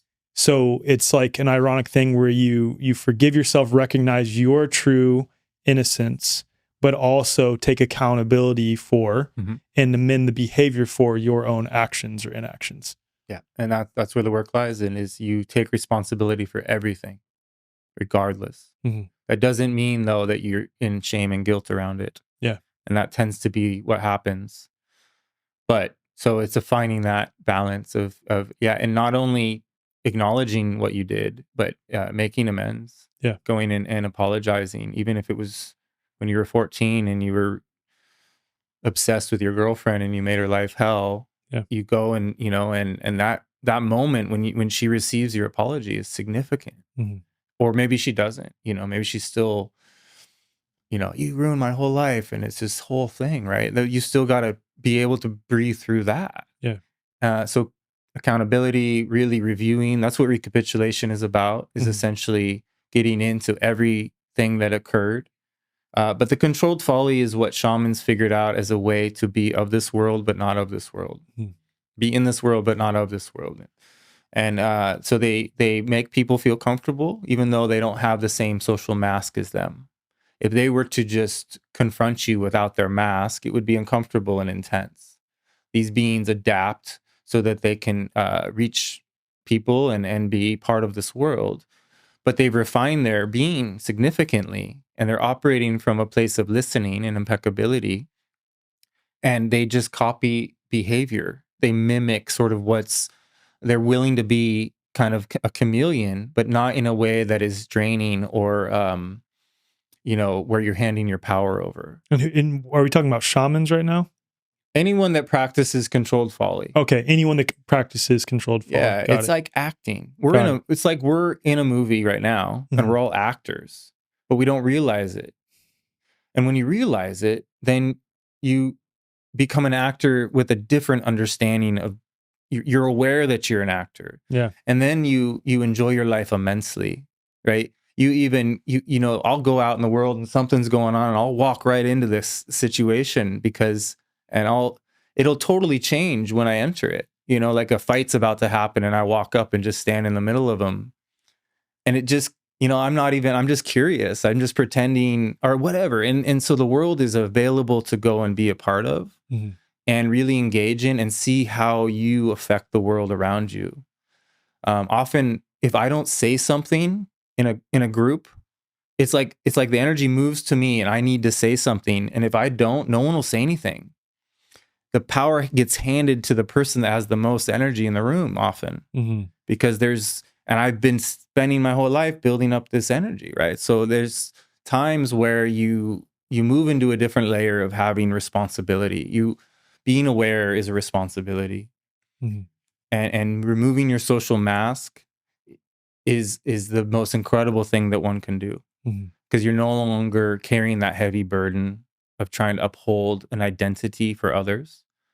And so there are things that look like devastating or destructive to one's life, like a car accident that takes away your capacity to be a trader, at a high level. That may be the very thing that you needed in order to be ushered into the spiritual side of things, because you were going in a materialistic direction. That car accident needed to happen. And once you realize that, and you stop looking at the world as if it's out to get you, it's actually there to just support you in every possible way that it can. Could it be said that this predatory energy, ironically, is also for the individual that's willing to do the work there to support us as well? Because it's attempting to disempower us as a catalyst to recognize our own power. I'm open to the idea, and I see it that way, but I also don't want to sugarcoat it. Yeah. This is a predator that is a parasitic predator that will consume us and reduce us down to nothing. Because it just doesn't know how not to. It's just, it seeks our light. It's very attracted to our luminosity because it lives a really long life. And very, so it doles out its luminosity over a long period of time. We live really short lives in comparison. So we're just bright, beautiful beings, just all this light pouring out of our eyes. And it's like, these creatures cannot help but come after that. It's like a moth to a flame. I've heard the idea that, let's say, entities that exist in astral realms that are very real entities are all ultimately a creation of our individual minds based on our karma and lack of ability to forgive and make amends. Sure. And then once you do forgive yourself, like truly, not a forced forgiveness, and amend your behavior, those entities sort of dissolve away. But then I've also heard that there are quite literal, separate of our pointed awareness and karmic implications and karmic underpinnings, actual literal separate entities that exist in these astral realms that are disembodied, that don't actually have physicality like we do. And I've also heard people who say that it's a mix of both. Where do you sort of stand with that? It's a mix of both. Yeah. Yeah. There's all kinds of things that you can get yourself into with spiritual fear, and you can manifest all kinds of really tricky things through that process. And it's a necessary process to go through. Nobody skips spiritual fear. Mm. You become aware, energy, you start becoming sensitive. It's uncomfortable and intense. Yeah. But that's where you learn how to take care of yourself energetically instead of just physically. And that's through listening, you know.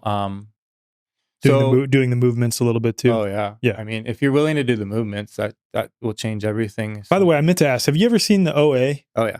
Okay. So she took that from. I knew it. It had to have she been. totally took. It had and to she have even been. references it in the book, in the show. She's like, "Why does everything turn into cults?" Well, she's talking about clear grain because at one point it got culty, right? She's poking fun at and I poke at them too because I'm frustrated with the direction in which it all went. Yeah. Especially in 2020. I was really focused on training with these people, and I tried to present to them what was really going on. And, it was just really disturbing to see these really psychic, aware women that could tell me about my future, but had no consciousness that the media was deceptive at all. Oh my God. It's crazy too, because on the back of the first book, The Teachings of Don Juan, Deepak Chopra is listed as one of the people. It's like, that's the same guy that ended up pushing the vax and encouraging people to get the vax, going against his own core teachings of the past regarding natural health, it's just absurd. And you wonder if this predatory energy had taken them over from the very beginning, but made it appear as if they were, teaching the true essence of these incredible teachings, or if at some point this predatory energy became just so powerful or latched on to some piece of them that they were unaware of. Yeah. Well, you can speculate all day. It's not linear. Yeah. So it was always the case. Yeah. Like, I can tell now why I didn't connect with so many people, because I knew what was coming. Why, so like, it's like all these years, I'm like, why did I turn down all these things? Now I understand. My body was telling me that someday these people are going to go in a different direction, so different than you, that there's no point. Yeah. It's only going to cause heartbreak. So in a way, I preserved myself in my privacy.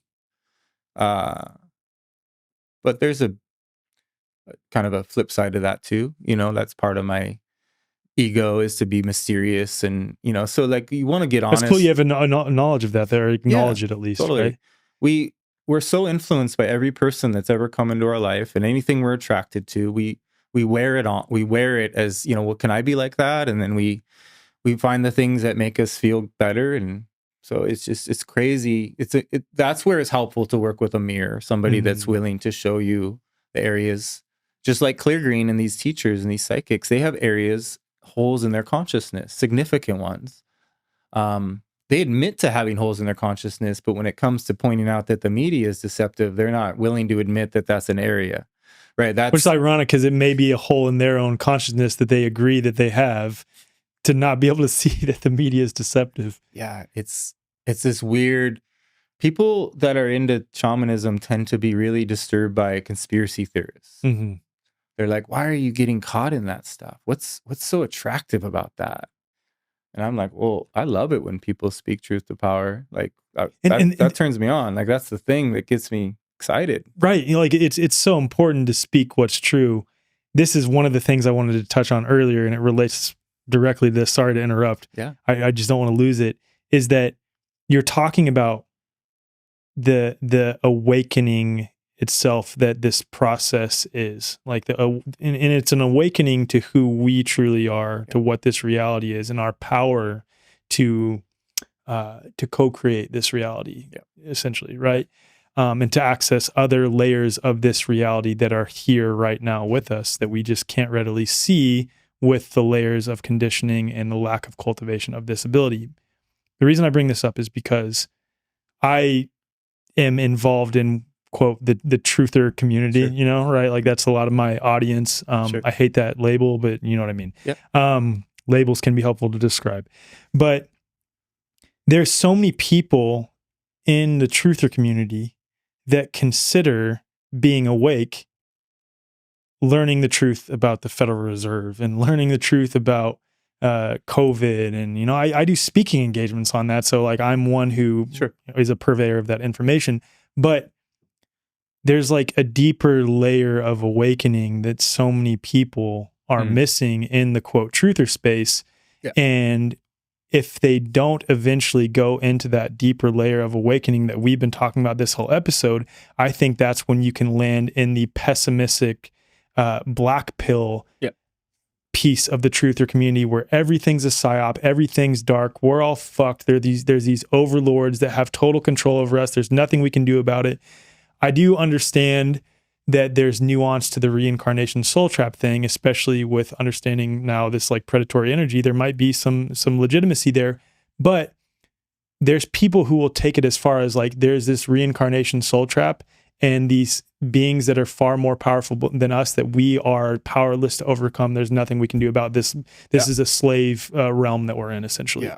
And that's where this deeper awakening, like for those who've had these experiences that we've been talking about in this episode and danced with that benevolent, all-loving essence of this reality that is like the fundamental nature of what this is, I know through my own direct experience that that is not true. Right. It's not true. Beautiful. Yeah, brother. Yeah, it's the rabbit holes are as entrapping as the deception model. But it's important to be able to navigate and go above and below and travel and learn and be capable of coming up with, you know, what resonates for you. But if you stay there too long, right, and you get caught up in the story, right, it's still a theater, it's still a movie, it's still designed to distract you from your inner journey, right, to prepare for your death, because your death is the ultimate experience. You're gonna, you know, everything is revealed at death. And so we shamans attempt to get closer to their death, bring death in as an advisor, which is where erasing personal history comes in. We're finally ending there because ending up there because I know I've been talking about it this whole time. Yeah. Recapitulation. Yeah. So recapitulation, erasing personal history, they're hand in hand. If you were to erase your personal history without recapitulating, you could kind of do that in some dramatic, intense ways. Some Russian dreamers are doing that. They cut their passports up. They move out of the system. They're not trying to do it through like the new law way. They're just leaving it all and creating chaos in that way. And there's intense things to do here, but the recapitulation will lead to you being able to redesign your blueprint, right? We're all blueprinted. We're imprinted by every event that we have. So like as an architect, you could go in and remodel your design through the recapitulation, which is a very unique way of you set up a memory, whatever memory you want. Maybe it's easiest to do this morning or yesterday, a memory that occurred because it's recent. You try to just get relaxed and silent. You know, ideally you do it in like a dark closet or somewhere where there's like some sort of protection around you. You just feel more comfortable. I mean, some people a dark closet is not comfortable, but when you get comfortable with being in the dark, it's great to kind of tap into this. So you set the memory up, you see as much of it as you can, and you breathe in any energy that you left in that memory, your essence, and you purge on the out breath any energy you took on that wasn't yours. You're just cleaning house. You're just, even if it was your lover, you're still we want to be two whole creatures, not one. And so you want to always be keeping your vitality and not mixing it to the point that you lose yourself in each other. And this is why relationships are so challenging, is that that's easy to happen, you know. So the recapitulation can be done in a variety of ways. I don't necessarily do the head movements, but some people do. And I can model that. You just exhale while you're facing forward. You put your chin to the right and you inhale as you scan the memory with your eyes closed. You're just looking at the scene and you're breathing in the essence of your luminosity that you left in it. And when you get to the left shoulder, you breathe out and you're purging the energy you took on from that scene. And then you come back and you start over and do it again. So you always, the head goes back to the front, and then you reset it and do the complete scan, and then come back. You can do it slow or medium. You don't want to go fast. You don't want to be hurting your neck. Like Mm. it's a very like intensely slow. Your gap will feel it. You're sensitive. You feel that you're reclaiming your light from that moment. Mm. And then you're purging. The purge comes out the crown. You feel it exiting out here, where the return comes in lower. Mm. So it's like you're breathing in through the root and purging out the crown. And when you do this, and you get used to being able to do this, incredible things happen. For one, you get a lot of energy back, especially sexual partners of the past. If there was any challenging energies to clear, a lot of relationships don't get proper closure. And Especially in modernity. Like, yeah, my God, they don't get proper closure. yeah, it sucks, but it's not. Well, you as an individual have the capacity to go bring closure to anything, even if that other person doesn't want anything to do with that process. But if you can go back to the 14-year-old girlfriend and have that closure, even because it's still going on. Mm. We're not linear creatures, so everything that ever happened is still happening until we go back and resolve or sort of tie up any loose ends. Mm. So this is proper, like, sober, authentic, heightened awareness activity where you really reclaim your vitality, and you're doing a service to all the people whose energies you took because you talk shit or whatever it is. Even if it's just on a joking level, there's all these exchanges of energy that occur that are kind of in the realm of the unconscious. Mm. When you become conscious of how energy is exchanged, so everything changes. So the recapitulation basically means to take your power back, because to capitulate is to hand your power over. And so my elder would say, I don't need to recapitulate because I don't capitulate. And he was full of shit. He was totally lying to himself. Right. But that's Right. how powerful he thought he was, that I don't hand my power over to anyone. And we're constantly getting drained because we're under this hypnotic condition to just let our energy spill. Yeah. Shamans say that there's a metaphorical dagger and we're all stabbing ourselves and bleeding out and pretending it's normal. Mm. And when you stop doing that, people think, what's wrong with that guy? You know, they're offended. They're triggered. They're, you know, especially if you don't know how to kind of be a chameleon, and you're presenting your power to people in that way. So the recapitulation will allow you to do advanced dreaming. There's no way to do these dreaming gates that I talked about earlier without having done a significant recapitulation work. Mm. Because when you recapitulate, you become lighter. And in order to do dreaming, you have to be very light. As you get lighter, you're going to have to get energetically grounded. Otherwise, you're going to be very unstable. This brings up an important question. We were talking earlier about diet Yeah. as it relates to this, because, like, for example, I interviewed Dr. Robert Morse, who is Mm-hmm. like full of insane amounts of energy despite his age, but he even acknowledges that if he does a strict raw fruit diet, Yeah. it's too much for him. Yeah. Like he feels so ungrounded in reality. And maybe that's, I mean, he's not an example of this because he's not a carnivore himself, but maybe that's why there is a big push in sort of spiritual circles right now, whether people realize it or not, for people to begin eating meat again and Yep. flesh, because that helps and is one of the ways. I'm not saying you have to eat meat, that helps keep you grounded in earth, though. Exactly. Yeah. No, I've been down that. I did the fruit thing, and it was incredible, hydrating, and my dreaming went through the roof for sure. But I really think I did damage ultimately because I wasn't listening, and I was in a disciplined concept and wanted to be like these YouTubers that I thought were, how could they get so big and strong off fruit? And I'm sitting here just, getting reduced down to nothing. And but they said, you have to keep going, man. And then eventually it all bounces back. And I think placebo plays a huge part in this. We are powerful creatures and we can do all kinds of strange things. But when I finally accepted and listened to what my body was telling me, I ended up being on the carnivore diet because I'm repairing my organs, my body. It's like I can do things with my physicality that I just couldn't. So Toltecs believe that animals are Like you want to hunt eventually, learn to hunt, Yeah. and you want to be guided to a particular animal, and that animal will be guided to you. And when it's done in a kind of with beautiful and powerful intention, and then you would keep that meat, not only just eat it now, but you would keep it as jerky, and you would take it every time you go into the mountains. You would imbue that in a very powerful way through ceremony and ritual, and you would turn that meat into medicine, and you would use it at particular moments in your perceptual journeys in the mountains. So shamans go into the mountains to discover their power, to work with the wind and the trees and the birds, and to have direct communication with source. And all these incredible things happen.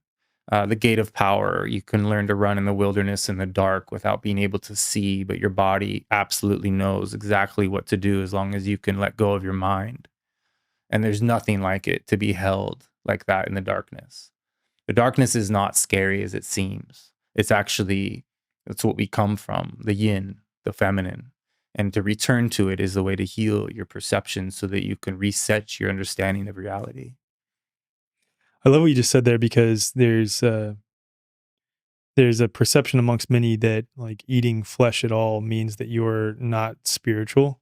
Right. And I mean, I look at various traditions across the earth, while recognizing that there are likely karmic implications of eating flesh that need to be resolved, and it needs to be done in a conscious way. And I also acknowledge that there are people I know who don't eat any flesh whatsoever and haven't for long periods of time that are completely healthy. Yep. But in general, this idea that consuming flesh in and of itself is, quote, not spiritual, I think is just a little bit absurd, especially considering countless, even Toltec traditions that consume flesh and are very tapped in spiritual people. Yeah. Yeah. And I hear this a lot, and like Santos Bonacci says, if you drink a beer for 1 month, your spirituality will be cut off.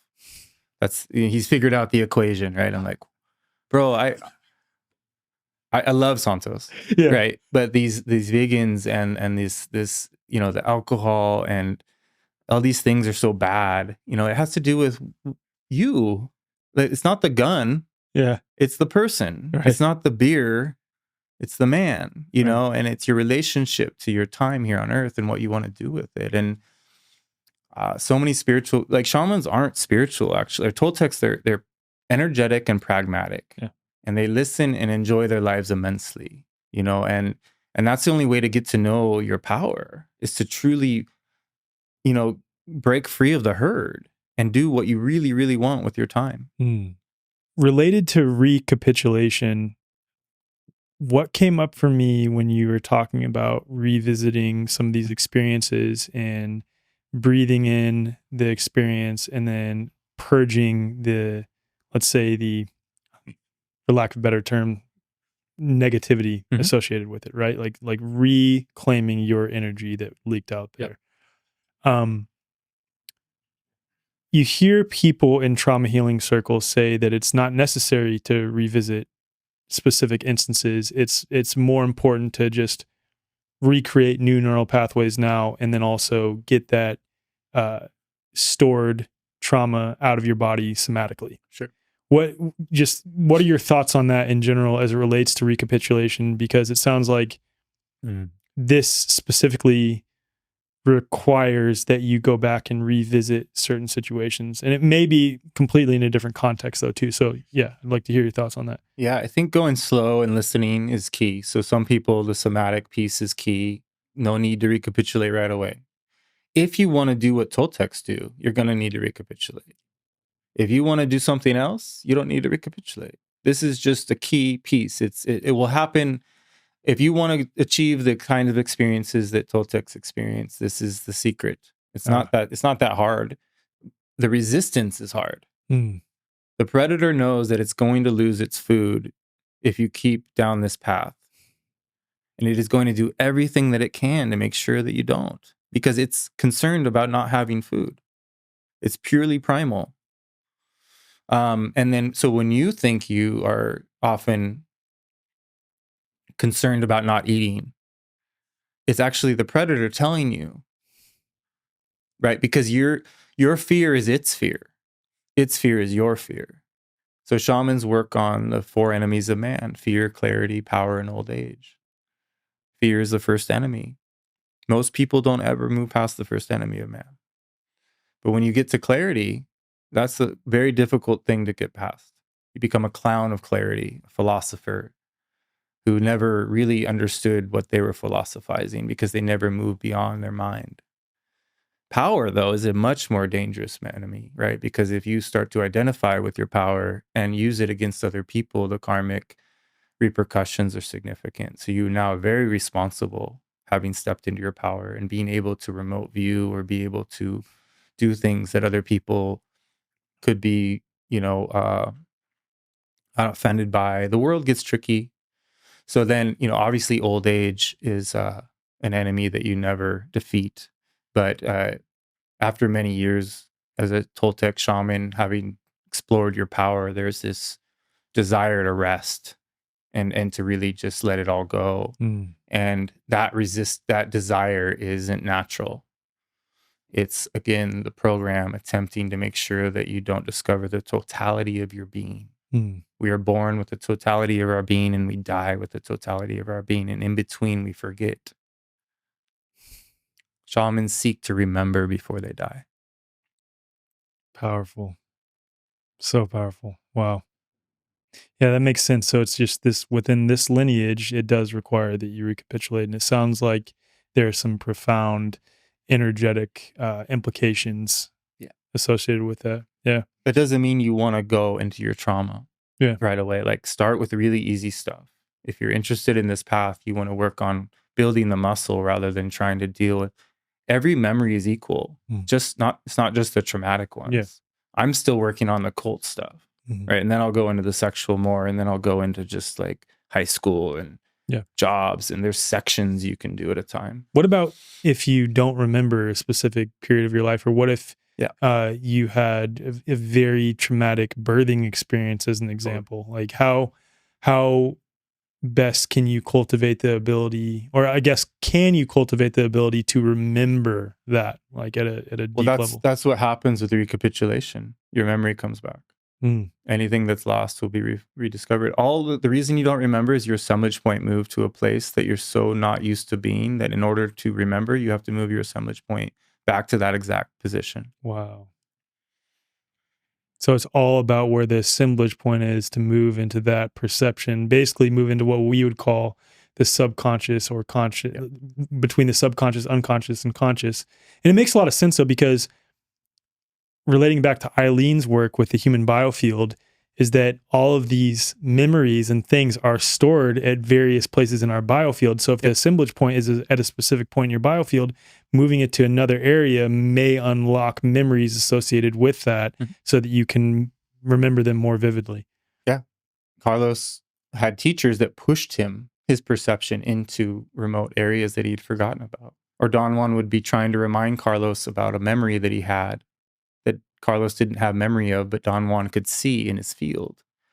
They say there's 600 different positions of that the assemblage point can achieve, and we've covered very few. You can move your assemblage point to what's called the shift below. Underneath the cocoon is where the brujos, where you turn to the level of the beast, where you turn into a power animal and you hunt in your dreams with this animal as your being, or you could encounter lower world creatures that will become your helpers and stuff for traveling and dreaming. And it is a whole. I agree that like what they call the Akashic records, I would say, is just the assemblage point becoming lucid and fluid. Don Juan referred to himself as a collection of stories. He had erased his personal history through the recapitulation. And by taking action, he had to go back and do things, bring closure to his past. And the erasing personal history is essentially just letting go of the story that got you here so that you can live in the now.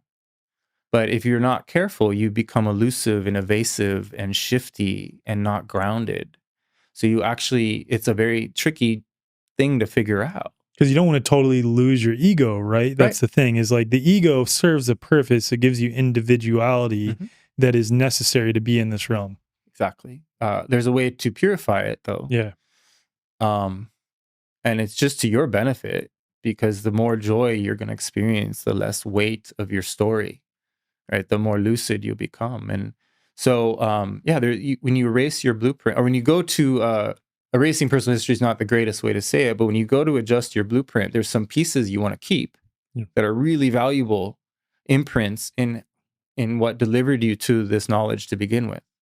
The other pieces, though, you can kind of like Don Juan would say, you can reach a state of awareness and intent where you can do a very magical act, where you tell a story of the past and you tell it in a new way and you change it. A story of history, like where the Yaqui, warriors were trapped in a canyon by the army, and they all, were slaughtered. But as a storyteller, as a dreamer, you can go into that story and speak a different outcome. And it frees the spirits of that story. You can go to land in Africa and apologize to the land, and these healings happen. The land receives the apology. The consciousness that's brought into our past liberates our future. So by me recapitulating my past, I'm changing the trajectory of where I'm going, and they balance each other. And it's not linear, so it's already happened. Wow. It's just that I get to experience being inside of this moment. It's incredible because when I talked to Topher Gardner, he only touched on it briefly, but I knew what he was getting at. He calls it like retrocausal healing work. And it's like the ability to quite literally change the outcome or at least change the energetics of a quote past situation. Because as you're saying, according to Toltec teachings, that's all happening simultaneously right now. So changing that outcome produces material results here and now as well. Yeah, and then as a storyteller, you become a magician, and not just for you, but for the collective. And everything is feeling based. Don Juan said this is a world of feeling. We've just interpreted it as a physical world through a skimming of our assemblage point, a very particular fixation of perception. Once that assemblage point moves and you start going into the realm of pure feelings, everything's available on a somatic and kind of psychedelic. When you meet the creator force, it's a very psychedelic being. It just communicates to you in ways that that liberate you and reveal to you what you really are. And that relationship just grows and grows and grows as long as you feed it and value it and don't get seduced by the materialism or the offers that the world provides as a means to ensure that you don't discover your totality. So it's a very seductive place. And even the Castaneda stuff's kind of sexy, and you could get really lost in this stuff. Yeah. Almost everyone I train with is trying to be like him or be like those people. I was lucky enough to see through that and realize I needed to discover this through my own life, not try to mimic someone. But that only happened because I got so lost in the beginning of out-resourcing my power to others. So you mentioned the like psychedelic nature of this creative force, and it brings up an important question to segue perfectly into like the necessity and the importance of these power plants, as you sort of called them. Yeah. Which I love that. I've never heard of them as power plants. I like that better than plant medicine, even though medicine, can have a positive connotation too. But yeah, do you think they're totally necessary? Are they necessary for some people? Or I know you kind of already mentioned earlier a little bit that they sort of create marks, if you will, in your energetic body. Yeah. And that's actually a concept that is taught in some East Asian traditions as well, related to plant medicines, that they sort of strip away some of your inherent life force energy. And it's also important to realize that these states can be accessed without any use of any of these power plants. Yes. Not to say that they're not necessary for some people. So I just love to hear your thoughts on that in general. So Carlos was given power plants in his initial stages of his apprenticeship, but every other apprentice of Juan Matus did not. The only reason Carlos was given power plants is because he was that dense, that there was no way around it. He needed to have his world opened up. He was raised by his grandparents rather than his parents, so he was like dense in a generational way. And so Carlos didn't realize that until years later after he'd written the books, that it was only him and not everyone else, right? So no, it's not needed at all. But joy is a critical thing to experience in this world, and some people really benefit from having an opportunity to really get to know what they truly want through a psychedelic experience. So it's kind of a risk, or it's a high risk, high reward in some respects. And there are ways to repair your energy field after having done power plants. So finding that formula for each person is unique. Mm-hmm. And that's where the inner voice comes in instead of this right and wrong, good, bad, religious, type of programming. We want to be just so honest with what really, really want. I used to tell people, if you're afraid of doing power plants, you probably should. And if you're not, you don't need to. Mm-hmm. But nowadays, I'm just trying to, be more careful, because people take that and run with it and try to force themselves and don't listen to their body. My wife would say, yeah, don't listen to what Joel said. That's insane. Like, we want to be with our fear and sit with it, and rather than try to push past it. But men and women are totally different. Women are designed this way and men are designed this way. And so women are trying to be like men in this world in order to thrive financially and all this stuff when they're, but women already have everything they need. Men are trying to get to the top of their pyramid and stand on top of it and say, this is what I am. This is the knowledge I gained. Where women don't need to do any of that. Their intuition is always and has and just is. And so there's just all these influencers out there pushing women to be like men, and all these high, powerful, influential females teaching women to be like men. Mm-hmm.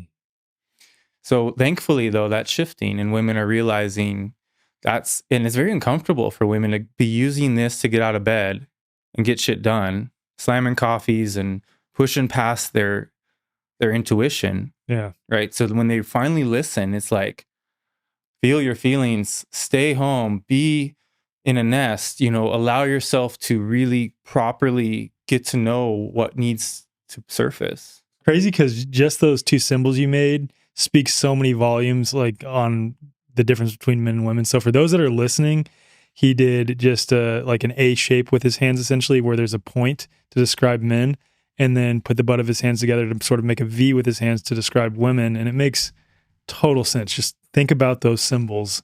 It's like, especially like men are they're supposed to go out and do things. They're the point of the spear, Yep. Whereas women are like the open basket that stays at home, that like cultivates an environment of love and is holding you, is nourishing you. It's perfect parallel. Well, and then the two make a diamond. Yeah. Right, which is the child. Another concept I want to get into relates to first, second, and third attention. Mm-hmm. Yeah, man. It's the first attention is what we see, the physical world, and it's real. It's here. It's a holographic, projected dreamscape vision like experience, but you can interact with it. We are creators inside of a creation, learning about creating. The second attention is a very dangerous place to go. And you wouldn't want to go in there and get lost by any means. There are things worse than death. So being humbled by that and starting to explore the other layers of the onion with your curiosity and your imagination, eventually your innocence will return so that you can traverse these realms. Mm-hmm. You need your innocence back in order to do this, because otherwise your ego you'll get caught in the illusions of grandeur of having achieved these perceptual trophies. Really, it's like you feel the incredible rush of like what an athlete feels when they perform incredibly in front of the whole world, but you have no witnesses except the mother, and you don't want anyone to even know. It's just too personal and beautiful. And that's the difference, is most people are going to feel a loneliness in that's too intense. I remember hearing Eric Dubé talk about being out at the ocean, looking out at the vastness, and how terrifying it was to see the vastness. It's true. It's very, when you allow yourself to witness all the fractals and the pure energetic waves, you do not feel properly prepared to handle the intensity. So power plants will lead you there, and you'll lose your shields. But then you'll be gathering them back up in order to get back into the world. Otherwise, you won't be able to do normal stuff, right? So you got to chop wood, carry water, keep it real, find somebody in your life that'll be honest with you. Yeah, so it's a dance, man. Have you ever read the book The Red Lion, The Elixir of Eternal Life? Mm-mm. What you just described regarding the second awareness is literally the main plot of that book, especially as it relates to there being things that are worse than death. Yeah. And essentially, in summary, what happens in that book, the main character becomes obsessed with finding the elixir of life. And this is set back in the 13th or 14th or 15th century. And finds someone who has it, but he's obsessed with it from a very materialistic physical sense, in that he thinks if he drinks the elixir of eternal life, his physical body will not perish. But he ends up killing the guy who has it, because the guy knows that the main character, is not attuned and ready to handle this information. And so the main character kills the guy who has it. And that guy, of course, knew the whole time that he was going to be killed by him. Takes the elixir, drinks it, and then is immediately aware of essentially what you're calling the second awareness, before he had ever cultivated the ability to hold being able to see at that level. And and then the whole book is following him as he's working off this karma and having to alchemize the situations that he's presented with, while remembering every detail of every past life all at once. And seeing all of the probably flyers, but also things that he had created based on his own karmic actions, and not being able to handle the second awareness because he wasn't ready to perceive it. And you follow his journey through that whole book. It's really incredible. Cool. But the reason I bring this up is because it sounds exactly like what you're describing, is that the vastness and the vastness of the multitude of this experience that we're experiencing right now, to the individual who is not ready for it, can be way too overwhelming. And it makes total sense that it requires a continual practice and cultivation, and willing to go into your shadow and do all these things that we're talking about here, to be ready to receive this second awareness. Yes. Yeah, for sure. That's exactly. So Don Juan did his best to convey to each apprentice how dangerous this is, so that they would, be jolted into alertness, kind of like a hunter, or like if you're being hunted. Like essentially, we're being hunted energetically, and at some point, we're going to have to become the hunter. Yeah, learn how to face this predator, and then that in itself will prepare us for the second attention. So in that respect, the flyers are perfectly in place to give us the ultimate challenge in order to prepare us for our ultimate adventure. So there's nothing negative about what's occurring in that respect. It's just a formula, and so that doesn't mean we want to sugarcoat it, though, and pretend, that it's just this all loving being that's masqueraded as no, it's an actual just cold and ruthless creature that will take everything if you don't, so to get to the third attention is to become one with everything, to merge with eternity, to called the somersault of thought into the inconceivable. You start bouncing from vision to vision. So imagine we're sitting here having a conversation, and then,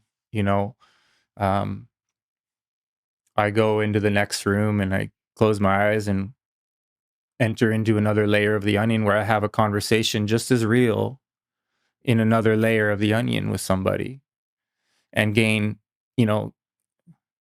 connection and understanding, kind of like Inception, where he's trying to remind, they're trying to remind each other that they're 6 layers deep. Yeah. Shamans discovered that there's these other layers that you can get caught in that are entrapping, just like this one.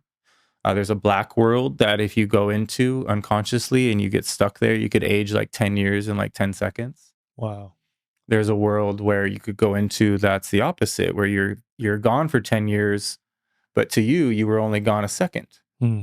Or vice versa. You go in like so, and there's on the advanced level, there's like purely empty worlds where you become the creator. You build the world. Wow. There's an insect world, it's all yellow. There's a sulfury dune world. There's these places that every Toltec eventually achieves in their assemblage point shifts. And they learn a lot from being able to get in and out of these worlds. And then there's like a wall of fog. And every time you try to turn to the wall of fog and move through it, it turns with you. And you can never figure out how to get through it because it's just constantly on your right. Wow. So shamans learn how to, like when I was a kid, I had all these night terrors because I had these beings in my dreams trying to teach me how to do things with my energy body. And I was trying to do them as if they were physical. And it was so frustrating. And there was like a time limit. And these beings were telling me if I didn't achieve this, that all these terrible things would happen to my parents. And I was running around the house frantically trying to tell my parents what was happening. And they couldn't relate. And they were trying to send me to people to get help, But these beings are just dreaming teachers that are trying to teach you how to do dreaming and how to travel in dreams and utilize ordinary dreams in a magical way.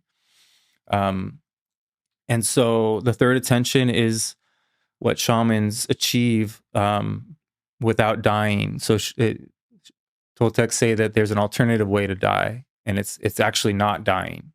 It's transferring your energetic consciousness and merging with the third attention, which is the infinite, the abyss, the dark sea of awareness, they call it.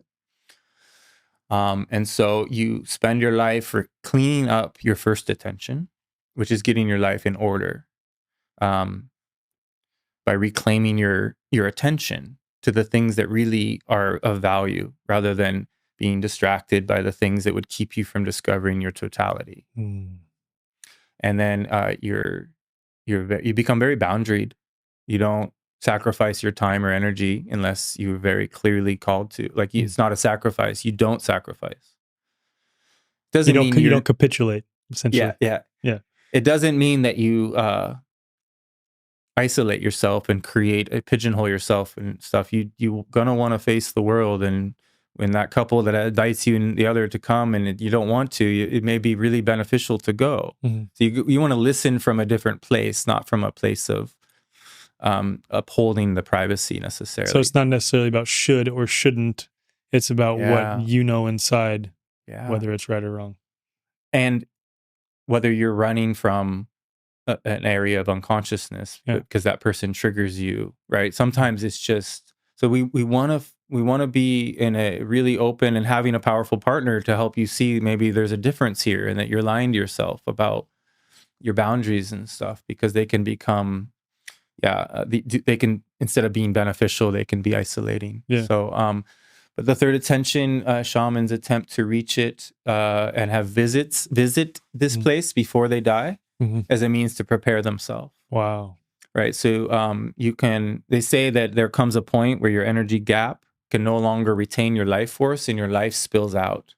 Shamans learn to open their gap and let that start to happen, and then call all their energy back so that they know what death is like. Wow. And that's what the magical passes end up looking like, is like these ways of opening. Expanding and contracting, and contracting. Yeah. Wow. So it's being able to manipulate the full essence of you at that level to expand fully or contract fully. And that's, I'm assuming it's similar to how Tibetan monks, when they become what's called like rainbow or light bodies, where their like actual physicality totally disappears in a way. Is it similar to that? Well, that happens quite frequently for Toltecs, but this action of merging with the the eternal and then recalling yourself is quite advanced. Okay. So it's even beyond that. That's a shamanic death. Wow. Yeah. Okay. And that's basically, we have thousands of individual crystals within our luminous cocoon, and we are all of those. But when they separate and merge with eternity, they go away from each other, never to return. Thousands of different of yous going out, and you'll never be consolidated again. But shamans figured out a way to do that and become conscious of all of them. Like we are multi-faceted creatures. Mm. But because we've been reduced down to believe ourselves as limited beings, we have no concept of what that means to be dreaming multiple dreams at the same time. But that's possible. And that's what's so threatening about this knowledge, is that we haven't even scratched the surface. But there's a reason for that. We're not, we don't want to end up in mental wards. We don't want to get spun out here. We are exactly where we're meant to be at this time. Yeah. And we don't want to be, and Don Juan said, it's very important to be of your time rather than try to be in the past. So a lot of people are trying to uphold the past through tradition. And white people can't do this because, they don't, all these stories, right, that just allow Wetiko to continue. And it's just unfortunate. But rather than be at odds with it, that's the way this is, we can free ourselves from that by understanding that that's the way it is. Mm. Wow, that's a powerful statement. Wow. I have a couple more questions, and one of them relates to the flyers and this predatory energy. I'd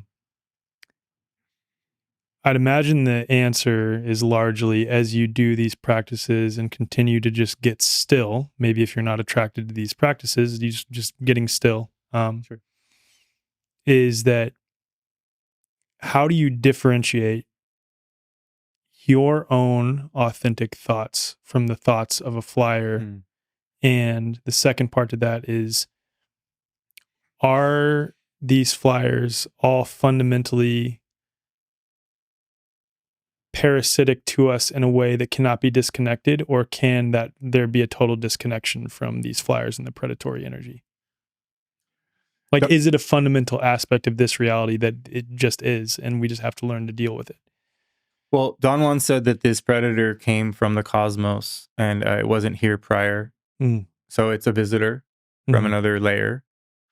And during the time when it wasn't here, we were just, living the most incredible experience of power. But back then, power was critical to have in order to survive. Be like money or something now. Got it. You had to have your power. Otherwise, you were just... What type of power, though? Shamanic power. Shamanic power. Okay, makes sense. The capacity to remote view. That's real power. Yeah. Yeah. The capacity to... the gate of power to run in the dark without needing to see what's in front of you down steep terrain, and trusting your energy body to guide every step. Got it. That kind of thing. And so, but it became an obsession, and cannibalism and all kinds of things. So people would, if a shaman, they would hunt people who had power and eat their flesh while they were alive in order to take their power, because power was that needed.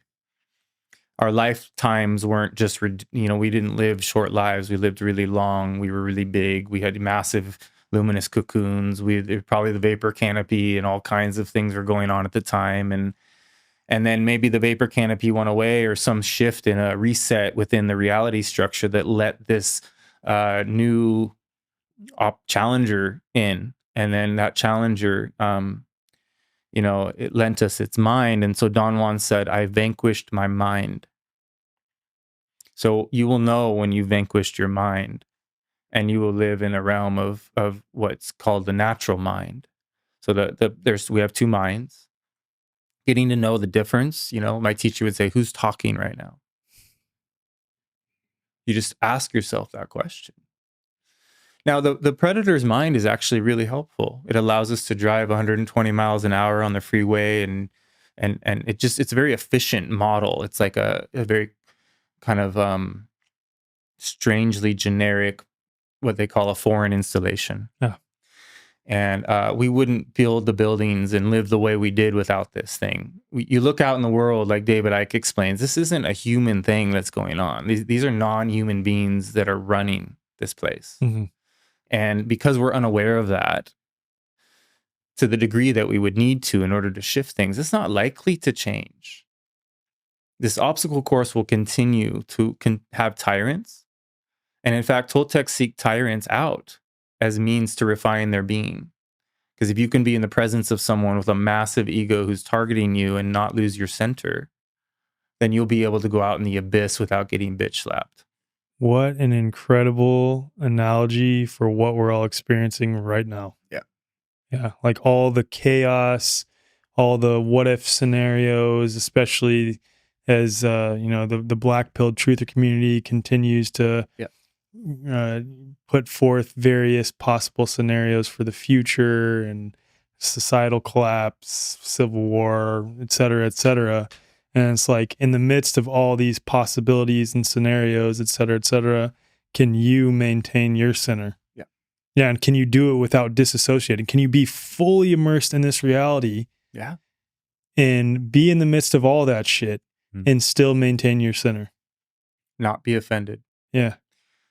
Toltecs say we spend most of our life being offended by one thing or another, and we miss out on everything because of it. Tyrants are necessary. They're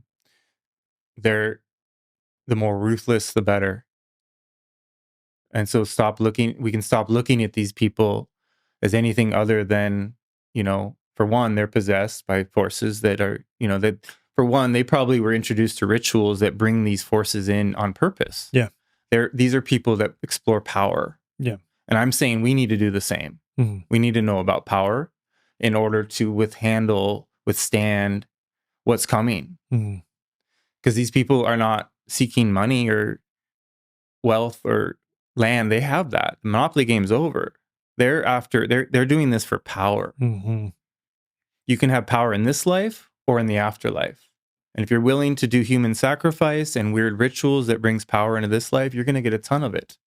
Because there are forces that will just give you energy all day long as you're willing to give them the energy that they want. And so the long road, seeking power in the afterlife, is to free yourself from the materialistic drive and to fall in love with your existence and to make decisions based on purpose rather than ego, which will lead to lucidity, perceptual freedom of all kinds. We're all going to have an encounter with the third attention. We will all merge with eternity. What happens, though, according to Toltecs, is that it's very short-lived and you go back into another lifetime. Doesn't mean that there's a future or past life. You just drop back into a parallel life. One that's ongoing. These are all ongoing. So you don't have to keep going into these parallel lives. You can move beyond them and start to become kind of like a creator yourself. And you could become maybe a star or a sun or a plane of existence, like a land. Shape-shifting is real. There are shamans, people in ritualistic dark. I hate to use that word because dark has different meanings, but Right. we're limited with our words. But these people that are into that dark power, they do shapeshift. Yeah. Like black magic, essentially. Yeah. I know people that did all kinds of freaky shit. Like they would do a ritual to bring a cat into their home so they could kill it. And the cat would come down the chimney, out the fireplace, into the bedroom. What the hell? Because this is a world of power and there's all kinds of forces that you can tap into that would love to assist you in corrupting your spirit. On that note, you brought up like not needing to, what we call reincarnate, essentially. Like for I know that's a misnomer according to Toltec teachings, but do you think that there is some sort of like reincarnation soul trap? Because I guess it depends on what people mean by that, right? Because clearly this existence is purposeful and clearly this existence has total ability to be beautiful, especially as we cultivate these practices. Like we can access infinity right here, right now. Takes practice, takes consistent work, right? But it is possible. So, yeah, what are your thoughts on the reincarnation soul trap idea? Yeah, I don't think it's a soul trap. You know, I don't buy into that. I think it's exactly as it's meant to be, is a training course for us to develop our awareness, and it's a beautiful thing. And it's magical. It's real though. It's not. You're gonna have to be an independent thing. You can't rely on a religion or a group to buffer you from the impact of meeting the creator and then learning how to be one with the creator. So I think we're very hive minded and we get caught up in feeling safe and secure with money and or people. So having friends and having money, makes people sort of almost too comfortable sometimes. And so how do we, really be aware of the potential here? And so I would say that Toltecs are very ruthless in their explanation. They say that your parents came here just simply to produce you, and they didn't make use of their awareness. Otherwise, they wouldn't have had children. Mm.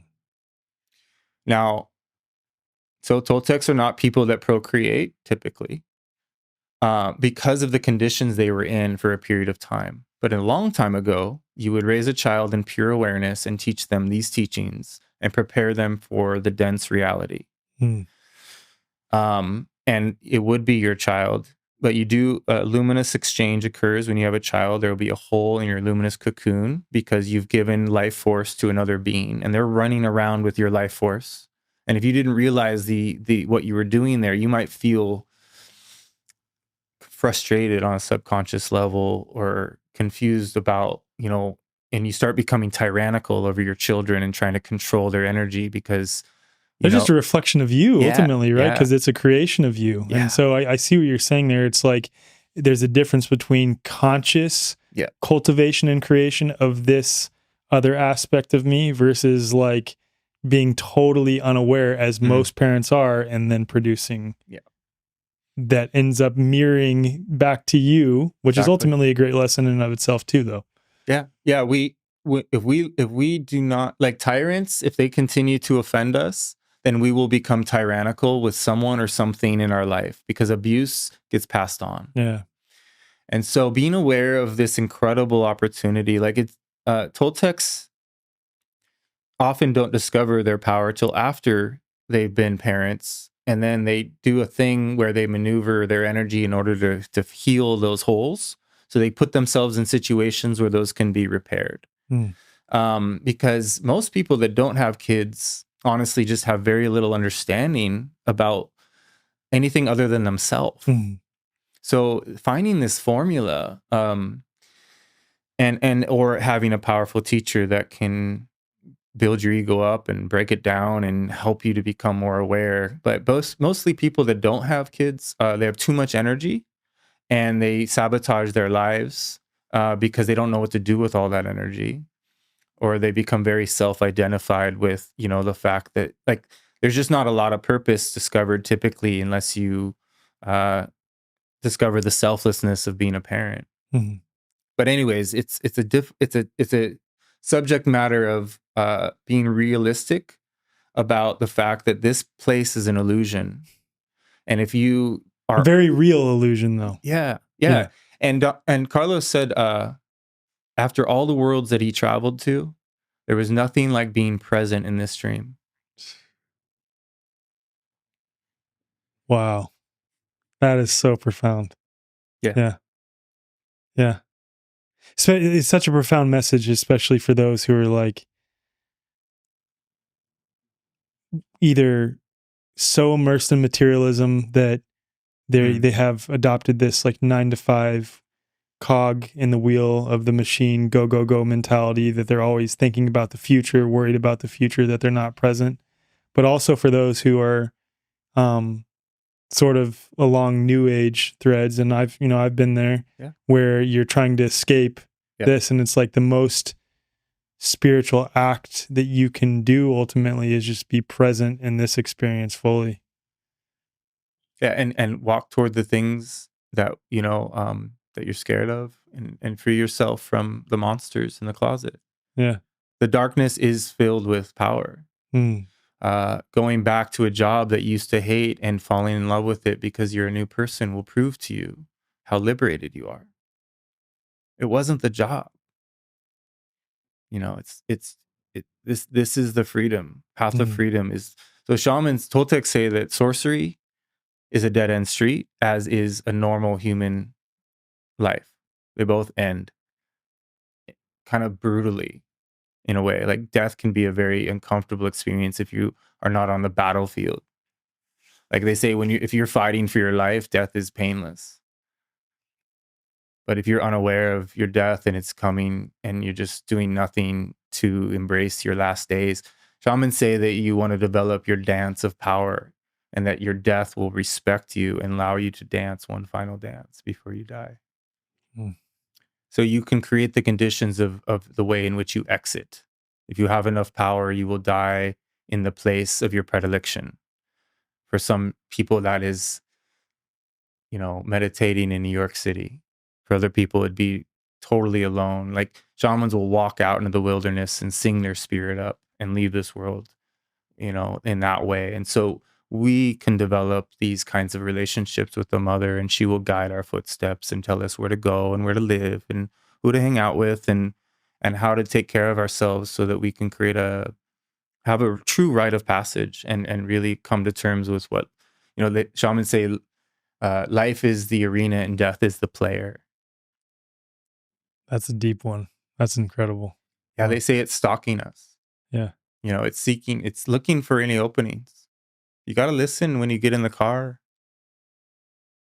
Become impeccable with your being. You don't just stop and tie your shoe because you need to tie your shoe. You might be sitting under a boulder that's about to fall from the precipice. So get out of this autopilot program and listen, like I feel with my entirety of my being, not just when I'm in the wilderness, but when I'm in a gas station bathroom. I'm not cutting myself off. It's intense, but it's like kind of like being the yolk without the white, or without the the outer shell. You're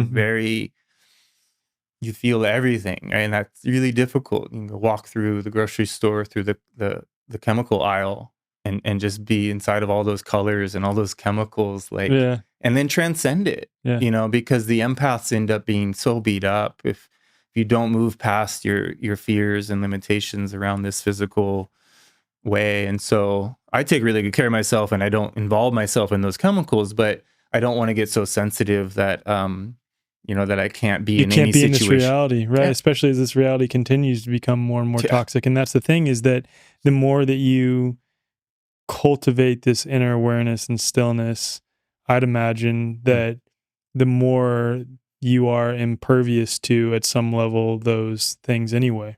I mean, I've heard you talk before that like shamans, they don't give a shit about what they eat at a certain point. Like it doesn't even matter anymore because they have such an inner stillness that it doesn't matter. They're so connected to the divine, it does not matter. Yeah, they're regulated. Yeah. Completely. They can reach total stillness. Don Juan would turn into a statue, just frozen. He wasn't frozen in his perception. He was traveling. But to the person next to him, Carlos, he looked like a stone. And it just made Carlos cry because he couldn't imagine being that still, being that peaceful. And ultimately, that the greatest accomplishment of a warrior is joy. That's the juice. That's what's going to get you to be able to do the things that you want to do. Yeah. So it starts with, while you're in the shower, just shower. Yeah. I mean, I was thinking that yesterday, like I was showering and I was starting to like think about yesterday and like the things I had to do later. And I was like, damn, dude, when's the last time that I was showering and I was just showering? That's it, you know, like that. Exactly.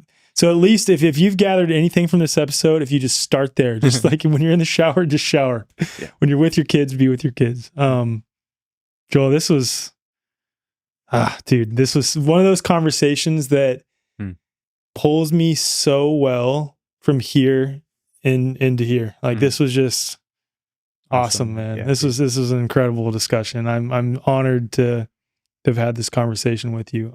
Thank you, brother. For me too. Yeah.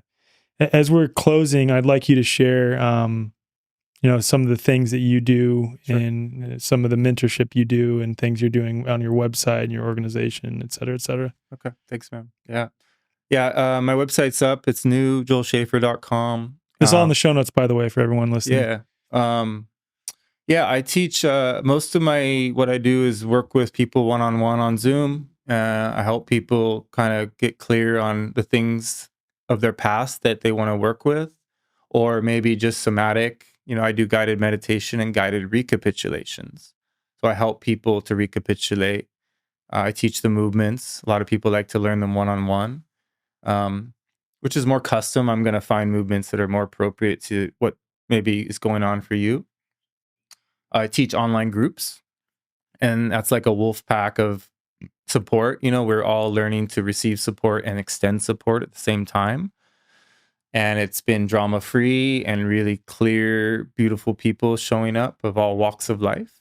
There's a lot of older women in these courses that honor me by taking my class when they could totally be doing their own, but they're in that stage of privacy in their life where, so it's not just me, it's like these really incredible people that are gravitating toward this work.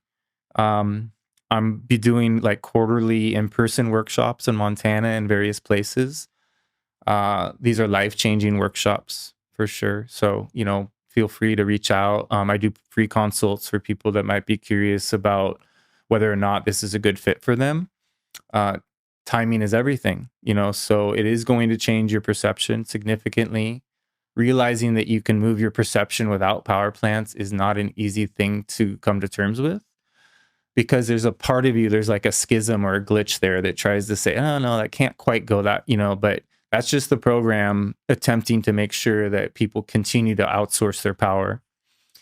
So there's a deep journey available to each and every one of us. And I think when we get really old and we reflect on our life, there's a great longing and wishing we had explored perception more. And it kind of stings. And I don't want people to wait, because your youthful energy only lasts so long. Mm-hmm. My main focus is to help people reclaim their youthful energy. Powerful.